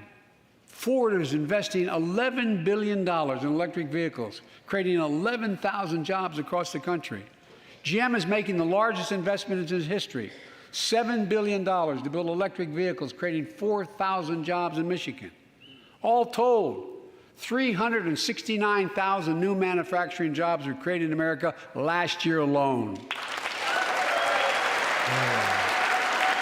Folks, who is this kid? Can we get an explanation?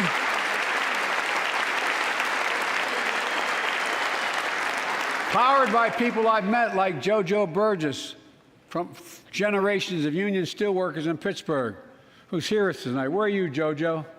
There you go. Thanks, buddy. As Ohio Senator Sherrod Brown says, And you ain't black.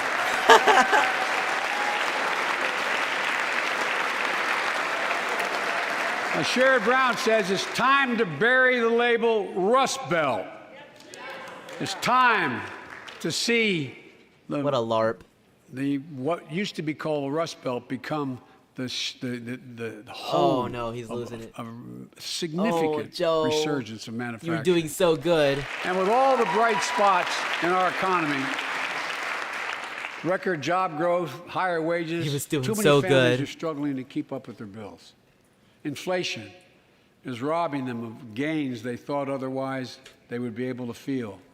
I get it. That's why my top priority is getting prices under control. Look, our economy roared back faster than almost anyone predicted, but the pandemic meant that businesses had a hard time hiring enough people because of the pandemic to keep up production in their factories. So you didn't have people making those beams that went into buildings because they were out. The factory was closed. The panic also disrupted the global supply chain. Factories close. When that happens, Lockdowns it takes from longer Democrat to make goods politicians and get them to made the factories warehouses, to close. the stores, and prices go up. Look at cars last year.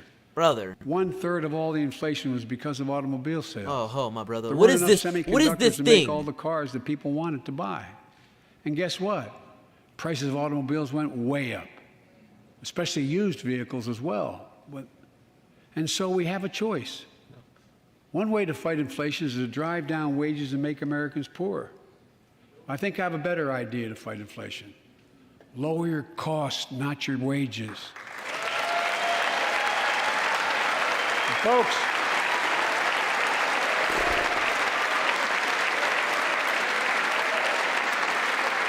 It's the wrong angle. that means make more cars and semiconductors in America, more infrastructure and innovation in America, more goods moving faster and cheaper in America. Stop the cap. More jobs where you can earn a good living in America. Instead of relying on foreign supply chains, let's make it in America. Look, economists.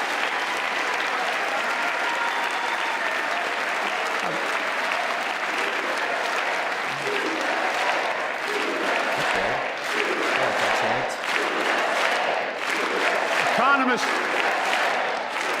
call this increasing the productive capacity of our economy.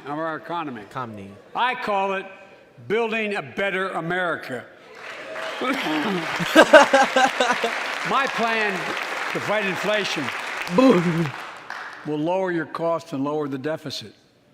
17 Nobel laureates in economics said my plan will ease long-term inflationary pressures. The experts. Top business leaders. And I believe most Americans support the plan. And here's the plan. First, cut the cost of prescription drugs. We pay more for the same drug produced by the same company in America than any other country in the world. Just look at insulin. 1 in 10 Americans has diabetes. In Virginia, I met a 13-year-old boy, the handsome young man standing up there, Joshua Davis. Finally, we get an explanation. He and his dad both have type 1 diabetes, which means they need insulin every single day. Insulin costs about $10 a vial to make. That's what it costs the pharmaceutical company. But drug companies charge families like Joshua and his dad up to 30 times that amount. I spoke with Joshua's mom.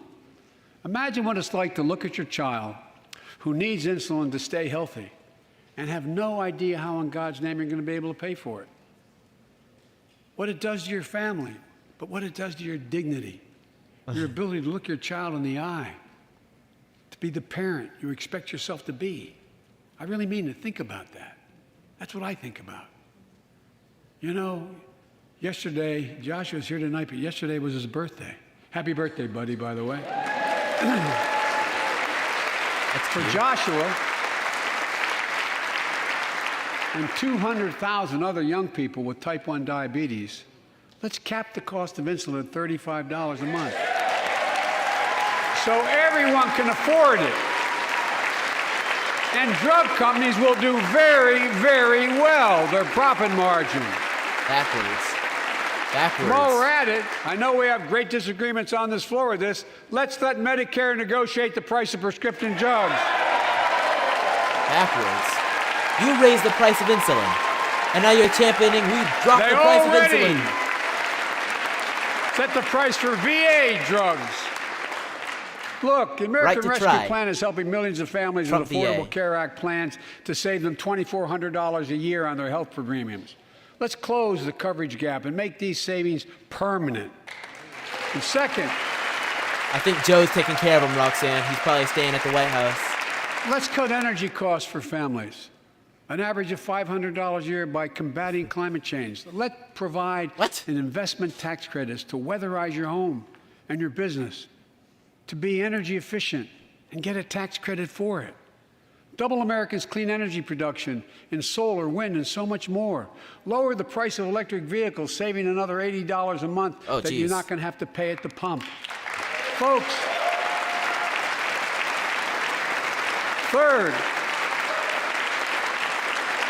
the third thing we can do to change the standard of living for hardworking folks is cut the cost of child care. Cut the cost of child care. Folks, if you live in a major city in America, you pay up to $14,000 a year for child care per child. I was a single dad for 5 years, raising 2 kids. I had a lot of help, though. I had a mom, a dad, a brother, and a sister that really helped. But middle class and working folks shouldn't have to pay more than 7% of their income to care for the young children. You're also like a senator, right?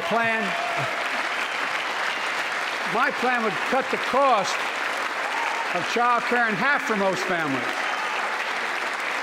So much blue and yellow. Parents, including millions of women who left the workforce during the pandemic because they couldn't afford child care, to be able to get back to work, generating economic growth.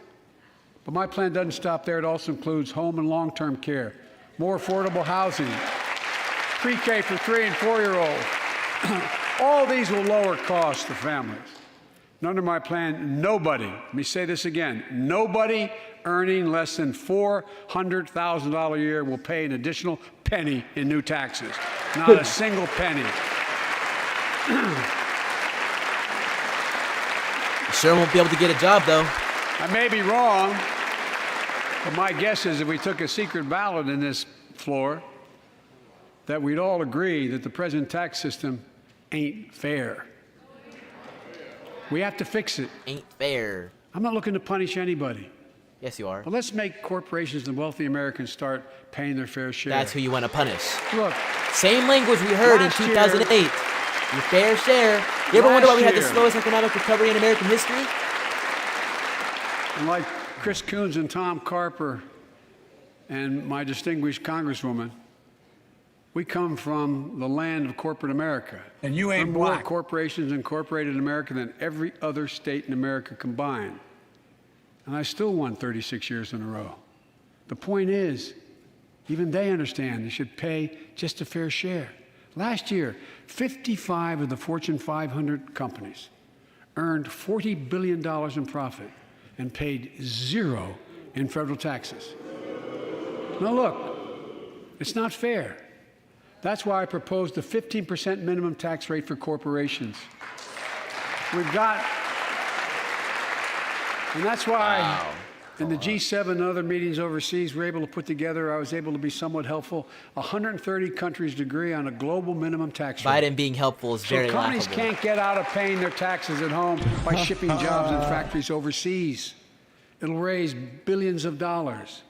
That's why I propose closing loopholes for the very wealthy who pay a lower tax rate than a teacher and a firefighter. So that's my plan, but we'll go in more detail later. We will grow the economy, lower the cost of families. So what are we waiting for? Let's get this done. We all know we've got to make changes. Yeah, we need to change who's sitting to his right by the next State of the Union. Get Nancy out. Put Trump there. And while you're at it, confirm my nominees for the Federal Reserve, which plays a critical role in fighting inflation. My plan will not only lower costs and give families a fair shot, it will lower the deficit.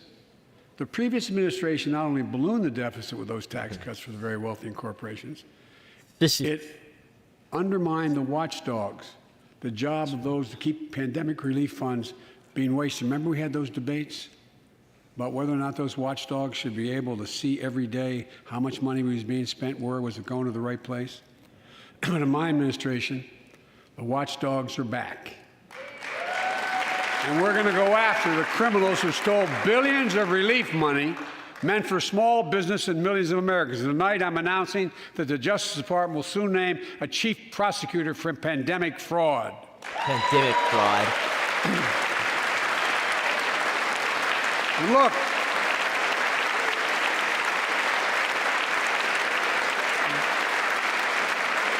I think we all agree, thank you. By the end of this year, the deficit will be down to less than half of what it was before I took office. The only president ever to cut the deficit by more than $1 trillion in a single year. Lowering your cost also meant demanding more competition. I'm a capitalist, but capitalism without competition is not capitalism. Capitalism without competition is exploitation. It drives up profits. And corporations have to compete. Their profits go up and your prices go up when they don't have to compete. Small businesses and family farmers and ranchers, I need not tell some of my Republican friends from those states. Guess what? You got 4 basic meat packing facilities. That's it. You play with them or you don't get to play at all. And you pay a hell of a lot more. A hell of a lot more because there's only 4. See what's happening with ocean carriers moving goods in and out of America. During the pandemic, about half a dozen or less foreign-owned companies raised prices by as much as 1,000% and made record profits. Tonight, I'm announcing a crackdown on those companies overcharging American businesses and consumers. Folks, this is going to be a very hostile business place, almost as bad as China. The government may as well own you like they do in China. It's bad. Do not start a business in America. Wall Street firms take over more nursing homes. Quality in those homes has gone down, and costs have gone up. That ends on my watch. Medicare is going to set higher standards for nursing homes and make sure your loved ones get the care they deserve and that they inspect and they will look at closely. We're also going to cut costs to keep the economy going strong and giving workers a fair shot. Provide more training and apprenticeships, hire them based on skills, not just their degrees. Scamdemic. Let's pass the Paycheck Fairness Act and paid leave. Oh, boy. Raise the minimum wage to $15 an hour. And extend the child tax credit so no one has to raise a family in poverty. Let's increase Pell Grants, increase our historic support for HBCUs. He just called himself a capitalist. And invest in what Jill, our First Lady who teaches full-time, calls America's best-kept secret, community colleges. Look, let's pass the PRO Act. When a majority of workers want to form a union, they shouldn't be able to be stopped. When we invest in our workers and we build an economy from the bottom up and the middle out together, we can do something we haven't done in a long time. Build a better America. Build back For more better. than 2 years, COVID has impacted every decision in our lives and the life of this nation. And I know you're tired, frustrated, and exhausted. That doesn't even count the close to 1 million people who sit at a dining room table or a kitchen table and look at an empty chair because they lost somebody. He always says the same thing. But I also know this.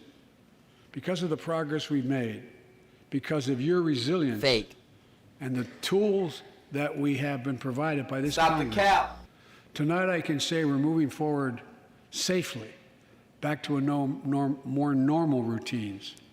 We've reached a new moment in the fight against COVID-19, where severe cases are down to a level not seen since July of last year. Oh, that's Just a few days ago, the Center for Disease Control and Prevention issued a new mask guidelines.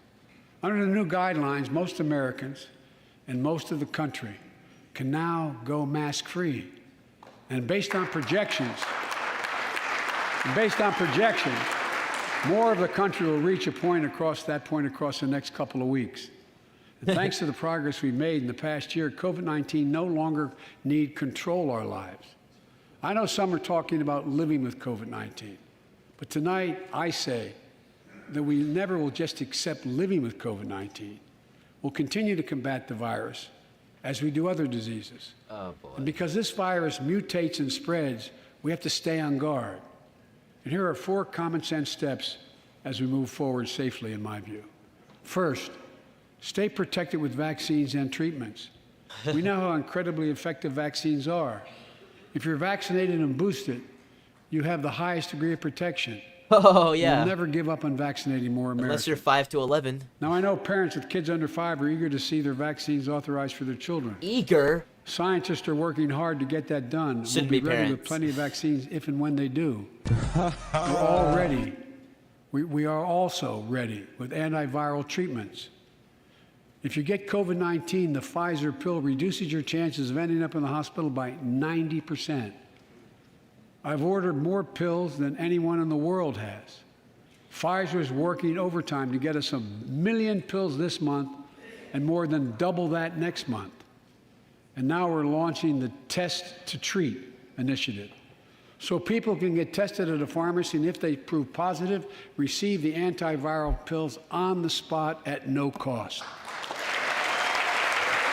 And folks, if you're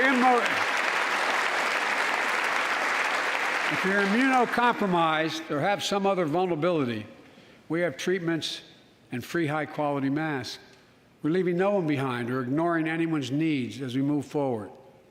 On testing, we've made hundreds of millions of tests available, and you can order them for free to your doorstep. And we've already ordered free tests. If you already ordered free tests tonight, I'm announcing you can order another group of tests. Go to covidtest.gov starting next week, and you can get more tests. Second, we must prepare for new variants. Over the past, we've gotten much better at detecting new variants. If necessary, we'll be able to develop new vaccines within 100 days instead of maybe months or years. And if Congress provides the funds we need, we'll have new stockpiles of tests, masks, pills ready if needed. I can't promise a new variant won't come, but I can promise you we'll do everything within our power to be ready if it does. Ready. Third, we're making them. We can end the shutdown of schools and businesses. We have the tools we need. It's time for America to get back to work and fill our great downtowns again with people. People working from home can feel safe and begin to return to their offices. We're doing that here in the federal government. The vast majority of federal workers will once again work in person. Our schools are open. Let's keep it that way. Our kids need to be in school.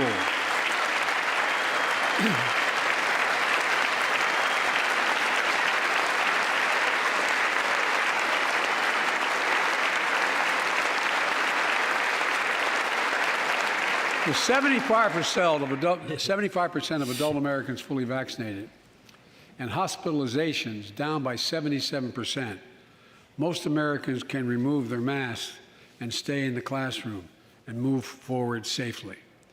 We achieved this because we provided free vaccines, treatments, tests, and masks. Of course, continuing this costs money, so I'll not surprise you. I'll be back to see you all. And I'm going to soon send a request to Congress. The vast majority of Americans have used these tools and may want again. We may need them again, so I expect Congress, and I hope you'll pass that quickly.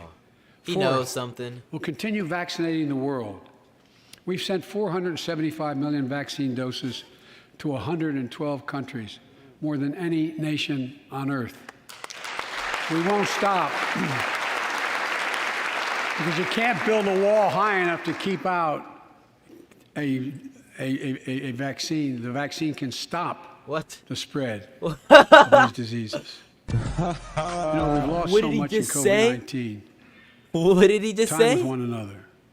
The worst of all, the much loss of life. What did he just say? Let's use this moment to reset.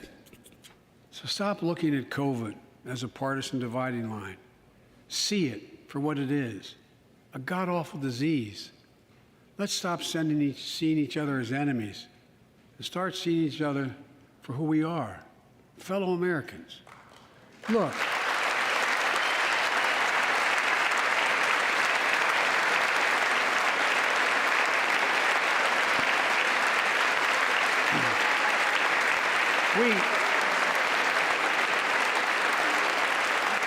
We can't change how divided we've been. It was a long time in coming. But we can change how to move forward on COVID-19 and other issues that we must face together. Don't even know. I recently visited New York City Police Department days after the funerals of Officer Wilbur Mora and his partner, Officer Jason Rivera. You said your patience is wearing They thin were with the responding to a unvaccinated. 9/11 call when a man shot and killed them with a stolen gun. A 9/11 call? Officer Moore was 27 years old. Officer Rivera was 22 years old. Both Dominican Americans who grew up in the same streets that they later chose to patrol as police officers. I spoke with their families, and I told them that we were forever in debt for their sacrifices and will carry on their mission to restore the trust and safety of every community deserves. Like some of you that have been around for a while, I've worked with you on these issues for a long time. I know what works. Investigating crime prevention and community policing, cops who walk the beat, who know the neighborhood, and who can restore trust and safety. Let's not abandon our streets or choose between safety and equal justice. Let's come together and protect our communities, restore trust, and hold law enforcement accountable. That's why the Justice Department has required body cameras, banned chokeholds, and restricted no-knock warrants for its officers.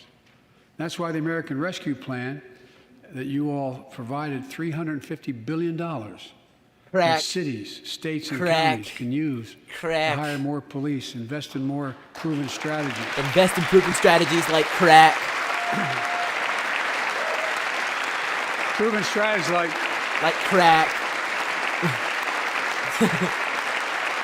Proven strategies like community violence interruption, trusted messengers, breaking the cycle of violence and trauma, and giving young people some hope. And crack. We should all agree the answer is not to defund the police. It's crack. It's to fund the police. Fund them.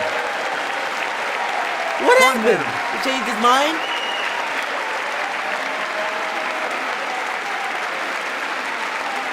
Fund them with resources and training. Resources and training they need to protect our communities. I ask Democrats and Republicans alike to pass my budget and keep our neighborhoods safe. And we'll do everything in my power to crack down on gun trafficking of ghost guns that you can buy online, assemble at home, no serial numbers, can't be traced. I ask Congress to pass proven measures to reduce gun violence. Pass universal background checks. Why should anyone on the terrorist list be able to purchase a weapon? Why? Why? Because you could make anybody a terrorist. And folks, anybody you disagree with. Ban assault weapons with high-capacity magazines that hold up to 100 rounds. Oh boy. Assault weapons. The deer are wearing Kevlar vests? Look, repeal the liability shield. It makes gun manufacturers the only industry in America that can't be sued. The only one. Imagine had we done that with the tobacco manufacturers. These laws don't infringe on the Second Amendment. Stop yelling. They save lives. The most fundamental right in America is the right to vote and have it counted. Isn't that ironic? And look, it's under assault. Lauren just said something funny. State after state, new laws have been passed. Byron's like, not only to suppress the vote, we've been there before, but to subvert the entire election. We can't let this happen. You're one to talk. I call on the Senate to pass the Freedom to Vote Act, pass the John Lewis Act, Voting Rights Act. And while you're at it, pass the Disclose Act so Americans know who's funding our election. Look, tonight, I'd like to honor someone who dedicated his life to serve this country. Justice Breyer, an Army veteran, constitutional scholar, retiring Justice of the United States Supreme Court. Justice Breyer, thank you for your service. Thank you, thank you, thank you. I mean it. Get up, stand, let them see you. Thank you.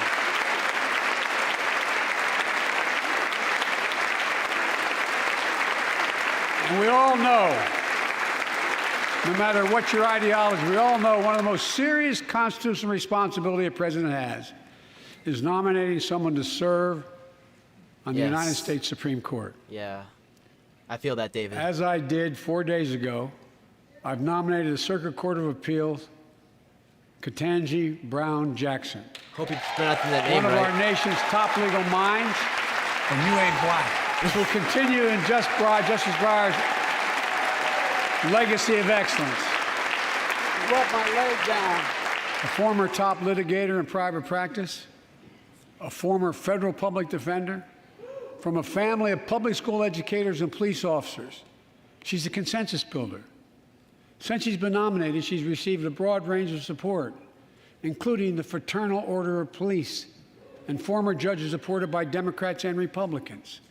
Folks, if we're to advance liberty and justice, we need to secure our border and fix the immigration system. Based? Kamala's careful. She's like, wait, what? Ted Cruz stands up. Accidentally based? Hold up. Is Marjorie standing up? And as you might guess, I think we can do both. At our border, somebody was chanting build the wall. New technology like cutting-edge scanners to better detect drug smuggling. Oh, no. We've set up joint patrols with Mexico and Guatemala to catch more human traffickers.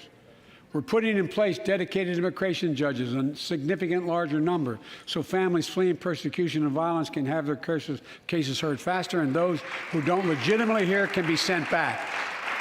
We're screening, we're securing commitments, and supporting partners in South and Central America to host more refugees and secure their own borders. Refugees. We can do all this while keeping lit the torch of liberty that has led a generation of immigrants to this land, my forebears and many of yours. Provide a pathway to citizenship for dreamers, those with temporary status, farm workers, essential workers. Revise our laws.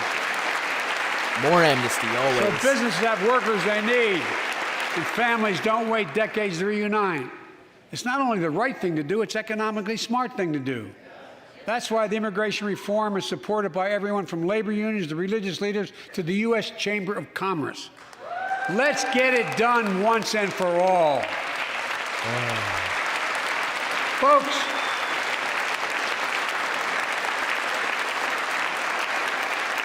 advancing liberty and justice also requires protecting the rights of women.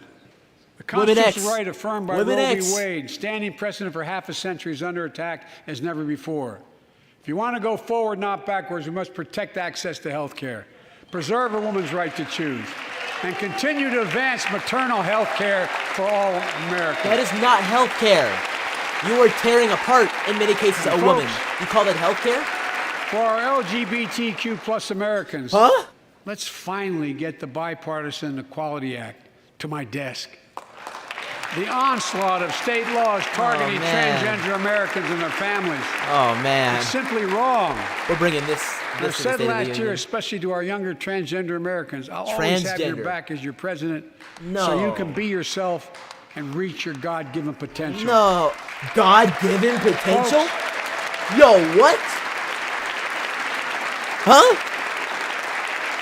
As I've just demonstrated, while it often appears we do not agree, and that we do agree on a lot more things than we acknowledge.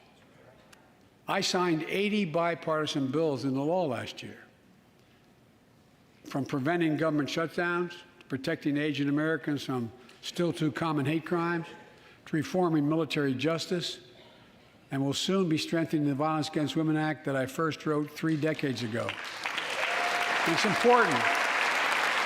What the what? It's important for us to show the nation. We can come together and do big things. So tonight I'm offering a unity agenda for the nation. 4 big things we can do together, in my view. Okay. First, beat the opioid epidemic. By funding crack. There's so much By funding crack. we can do. Increase funding for prevention, treatment, harm reduction, and recovery. Get rid of outdated rules and stop doctors that stop doctors from prescribing treatments. Stop the flow of illicit drugs by working with state and local law enforcement. By to go after the funding traffickers. crack. And if you're suffering from You addiction, are a trafficker. you should know you're not alone. I believe in recovery, and I celebrate the 23 million Americans in recovery. Second, let's take on mental health, especially among our children whose lives and education have been turned upside down. The American Rescue Plan gave schools money to hire teachers and help students make up for lost learning. I urge every parent to make sure your school does just that. They have the money. We can all play a part. Sign up to be a tutor or a mentor. Children were also struggling before the pandemic: bullying, violence, trauma, and the harms of social media. As Frances Haugen, who is here tonight with us, has shown, I don't know we what must to say. hold social media platforms accountable Foolproof, for right, the Avery? national experiment they're conducting on our children for profit.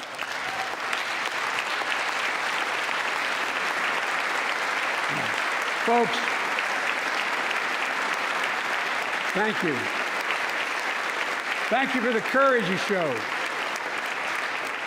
It's time to strengthen privacy protections, ban targeted advertising to children, demand tech companies stop collecting personal data on You our invited children. them to create And computers. let's get all Americans the mental health services they need. Right, Jason. More people can turn for help and full parity between physical and mental health care if we treat it that way in our insurance. If you're talking about mental health, why are you embracing transgenderism?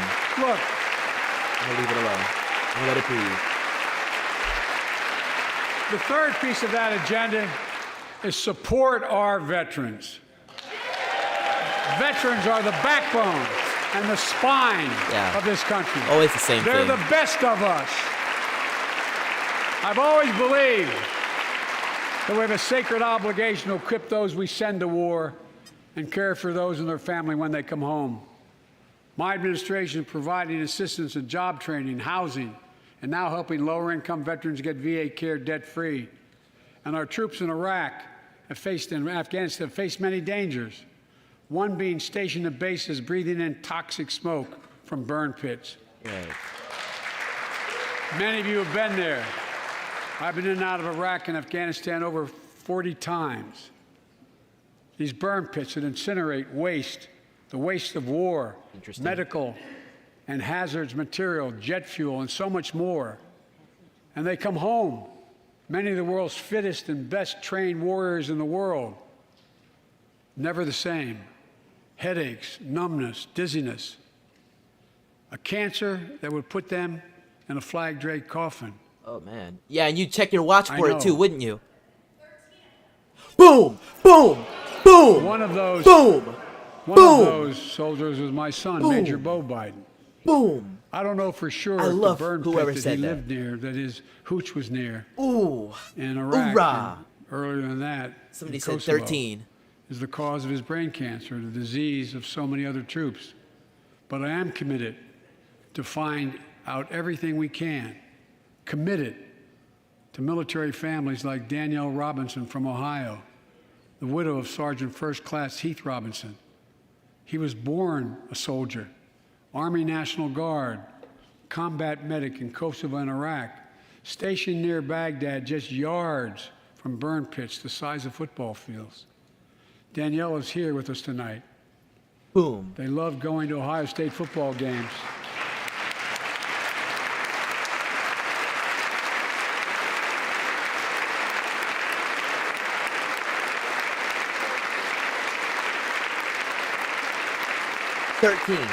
That better start trending on Twitter right now. And they 13. love building Legos with their daughter. But cancer from prolonged exposure to burn pits ravaged Heath's lungs and body. Danielle says Heath was a fighter to the very end. He didn't know how to stop fighting. and neither did she. Through her pain, she found purpose to demand that we do better. Tonight, Danielle, we are going to do better. The VA is pioneering new ways of linking toxic exposure to disease, already helping more veterans get benefits. And tonight, I'm announcing we're expanding eligibility to veterans suffering from 9 respiratory cancers. I'm also calling on Congress to pass a law to make sure veterans devastated by toxic exposure in Iraq and Afghanistan finally get the benefits and the comprehensive health care they deserve.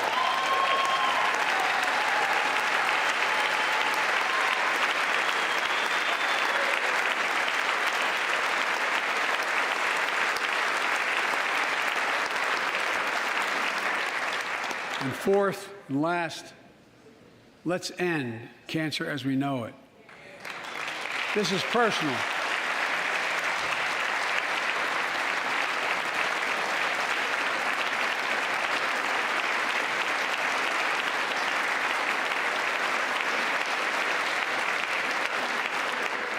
This is personal to me and to Jill and to Kamala and so many of you.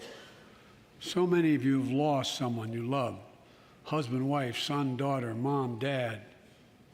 Cancer is the #2 cause of death in America, second only to heart disease. Last month, I announced the plan to supercharge the cancer moonshot that President Obama asked me to lead 6 years ago. Our goal is to cut cancer death rates by at least 50% over the next 25 years, and I think we can do better than that. Turn cancers from death sentences into treatable diseases. More support for patients and their families. To get there, I call on Congress to fund what I called ARPA-H, Advanced Research Projects Agency for Health, patterned after DARPA in the Defense Department, projects that led in DARPA to the internet, GPS, and so much more that make our forces more safer and be able to wage war with more clarity. ARPA will have a singular purpose: to drive breakthroughs in cancer, Alzheimer's and diabetes, and more. A unity agenda for the nation. We can do these things. It's within our power, and I don't see a partisan edge to any one of those 4 things. My fellow Americans, tonight, we've gathered in this sacred space, a citadel of democracy, in this Capitol. Generation after generation of Americans have debated great questions amid great strife and have done great things. We fought for freedom, expanded liberty, debated totalitarianism and terror. We built the strongest, freest, and most prosperous nation the world has ever known. Now is the hour, our moment of responsibility, our test of resolve and conscience, of history itself. It is in this moment that our character of this generation is formed. Our purpose is found. Our future is forged. Well, I know this nation. We'll meet the test, protect freedom and liberty, expand fairness and opportunity, and we will save democracy. As hard as those times have been, I'm more optimistic about America today than I've been my whole life, because I see the future that's within our grasp. He always looks the same. Because I know there's simply nothing beyond our capacity. We're the only nation on earth that has always turned every crisis we've faced into an opportunity. The only nation that can be defined by a single word: possibilities. So on this night, on our 245th year as a nation, I've come to report on the state of the nation, the State of the Union. And my report is this: the State of the Union is strong because you, the American people, are strong. We are stronger today. We are stronger today than we were a year ago. And we'll be stronger a year from now than we are today. This is our moment to meet and overcome the challenges of our time.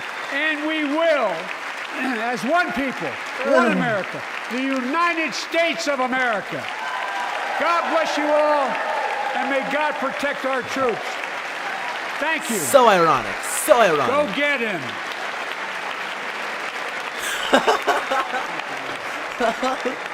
Who are we getting?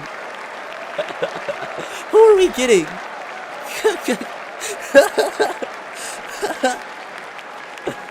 Oh my gosh. Who are we getting?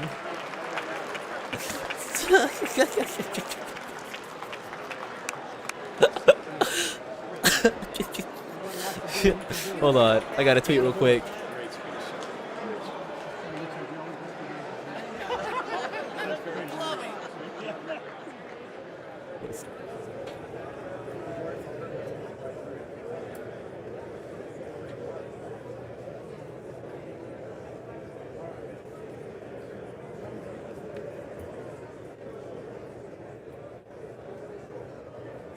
Oh, that's a good one.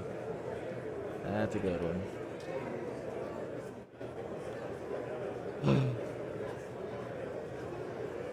Let's watch. What is happening? Oh, he's getting a little too close to Maxine Waters. Oh my gosh. Oh man. Go get him. Yeah, go get Trump. We need him back. Lauren Boebert just tweeted back to the basement.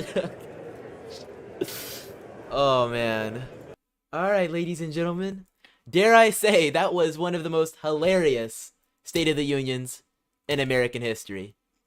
If you enjoyed my commentary and our entire stream covering the State of the Union, I do want to remind you that the stream is, of course, supported by viewers like you. So if you're interested in supporting our content, please be sure to go to donorbox.org/support-channel, link in the description, to be able to check out and support our content. Of course, you could join our Hall of Heroes up here, which you can have your name added to the top of our stream. I want to give a big thank you to Saint June and Davini, who are our current heroes in the Hall. Of course, you can also donate to support us through Cash App here. All those donations go to the same place, and I'll read your message out loud. So if you have a question or a comment or anything like that, I can read your thing out loud. I want to show you a meme that Malcolm Flex, who has found his way back onto Twitter, posted, which is just beautiful, truly beautiful. Let me see if I can pull it back up. Just this hilarious thing. The new State of the Union edition meme format just dropped, and it's Kamala Harris doing whatever this is. I truly don't have an answer. And then also, I want to take a look back at some of the tweets I've been posting when, and the word is still out. We don't know if it was Marjorie Taylor Greene or if it was Lauren Boebert, but I posted to the lady who just yelled 13 when Biden dared talk about the troops. I love you. So does America. We're with you. If you agree with this message, let me know in the comments below. Shout out to Saint June in the chat. He says, I only watch this travesty because you're commentating, Chandler. Thank you. I appreciate it. Shout out to my folks over on Gitter. John Ryan said, this is so painful to listen to. I feel that. My folks over on Rumble. Oof, I did not read your comments in a minute, but June says, thanks. Helicon says, I swear I'm in the Matrix. Davini says, Sleepy Joe doesn't mean what he says. Helicon says, liar. I've never seen/heard him in Iraq. It's obvious Biden has been watching Trump, and Biden loves the medical establishment. Really true. Lots of truth coming out tonight. Big stuff. This tweet is clearly doing very well, getting out there. Ariel Scorsella, Adam Kragler commenting under it. It's funny what's happening is that people are commenting under it, and then they're blocking me. So somebody said, I think they asked something like, what does that even mean? And I said, 13 soldiers killed in Afghanistan, and I got blocked. So shout out to the people blocking me. All this hilariousness. There's 2 comments under it. Unbelievable. Truth seeker. So all sorts of funniness like that. Shout out to everybody who was watching it with you guys. I do want to also remind you that the stream is, of course, sponsored by MyPillow. So if you unfortunately fell asleep during the stream, then let me help you in the future. Go to mypillow.com and use code CRUMP, that is code CRUMP, so that next time you watch Biden at the State of the Union and you aren't laughing as much as I am, but are in fact falling asleep, you too can get amazing savings with comfortable sleep while you do it. That is once again going to mypillow.com and using code CRUMP, that is code CRUMP, for your very own discount on Giza Dream Sheets, pillows, dog beds, if you're into that sort of thing. Anything like that is available on mypillow.com using code CRUMP. Once again, thank you to everybody who's tuned in with us live here on YouTube, Rumble, and Gitter. We will be live once again tomorrow at 3 Eastern Standard Time. to once again have our next installment of the Chandler Brief, which is our daily show, which we break down the news. So if at 3 you're not really up to do too much else, you're just working, you know, spending the time, you need something to listen to in the background, I've got you. Just visit the Chandler Crump channel right here on YouTube or Rumble, on Getter, wherever you're watching me now. I will once again be available in the same place. You can tune in and check us out. Otherwise, thank you guys so much for being tuned in with me. I'll see you tomorrow. And aside from all that, I'll catch you next time, free thinkers. Don't forget to spread the virus of intelligence.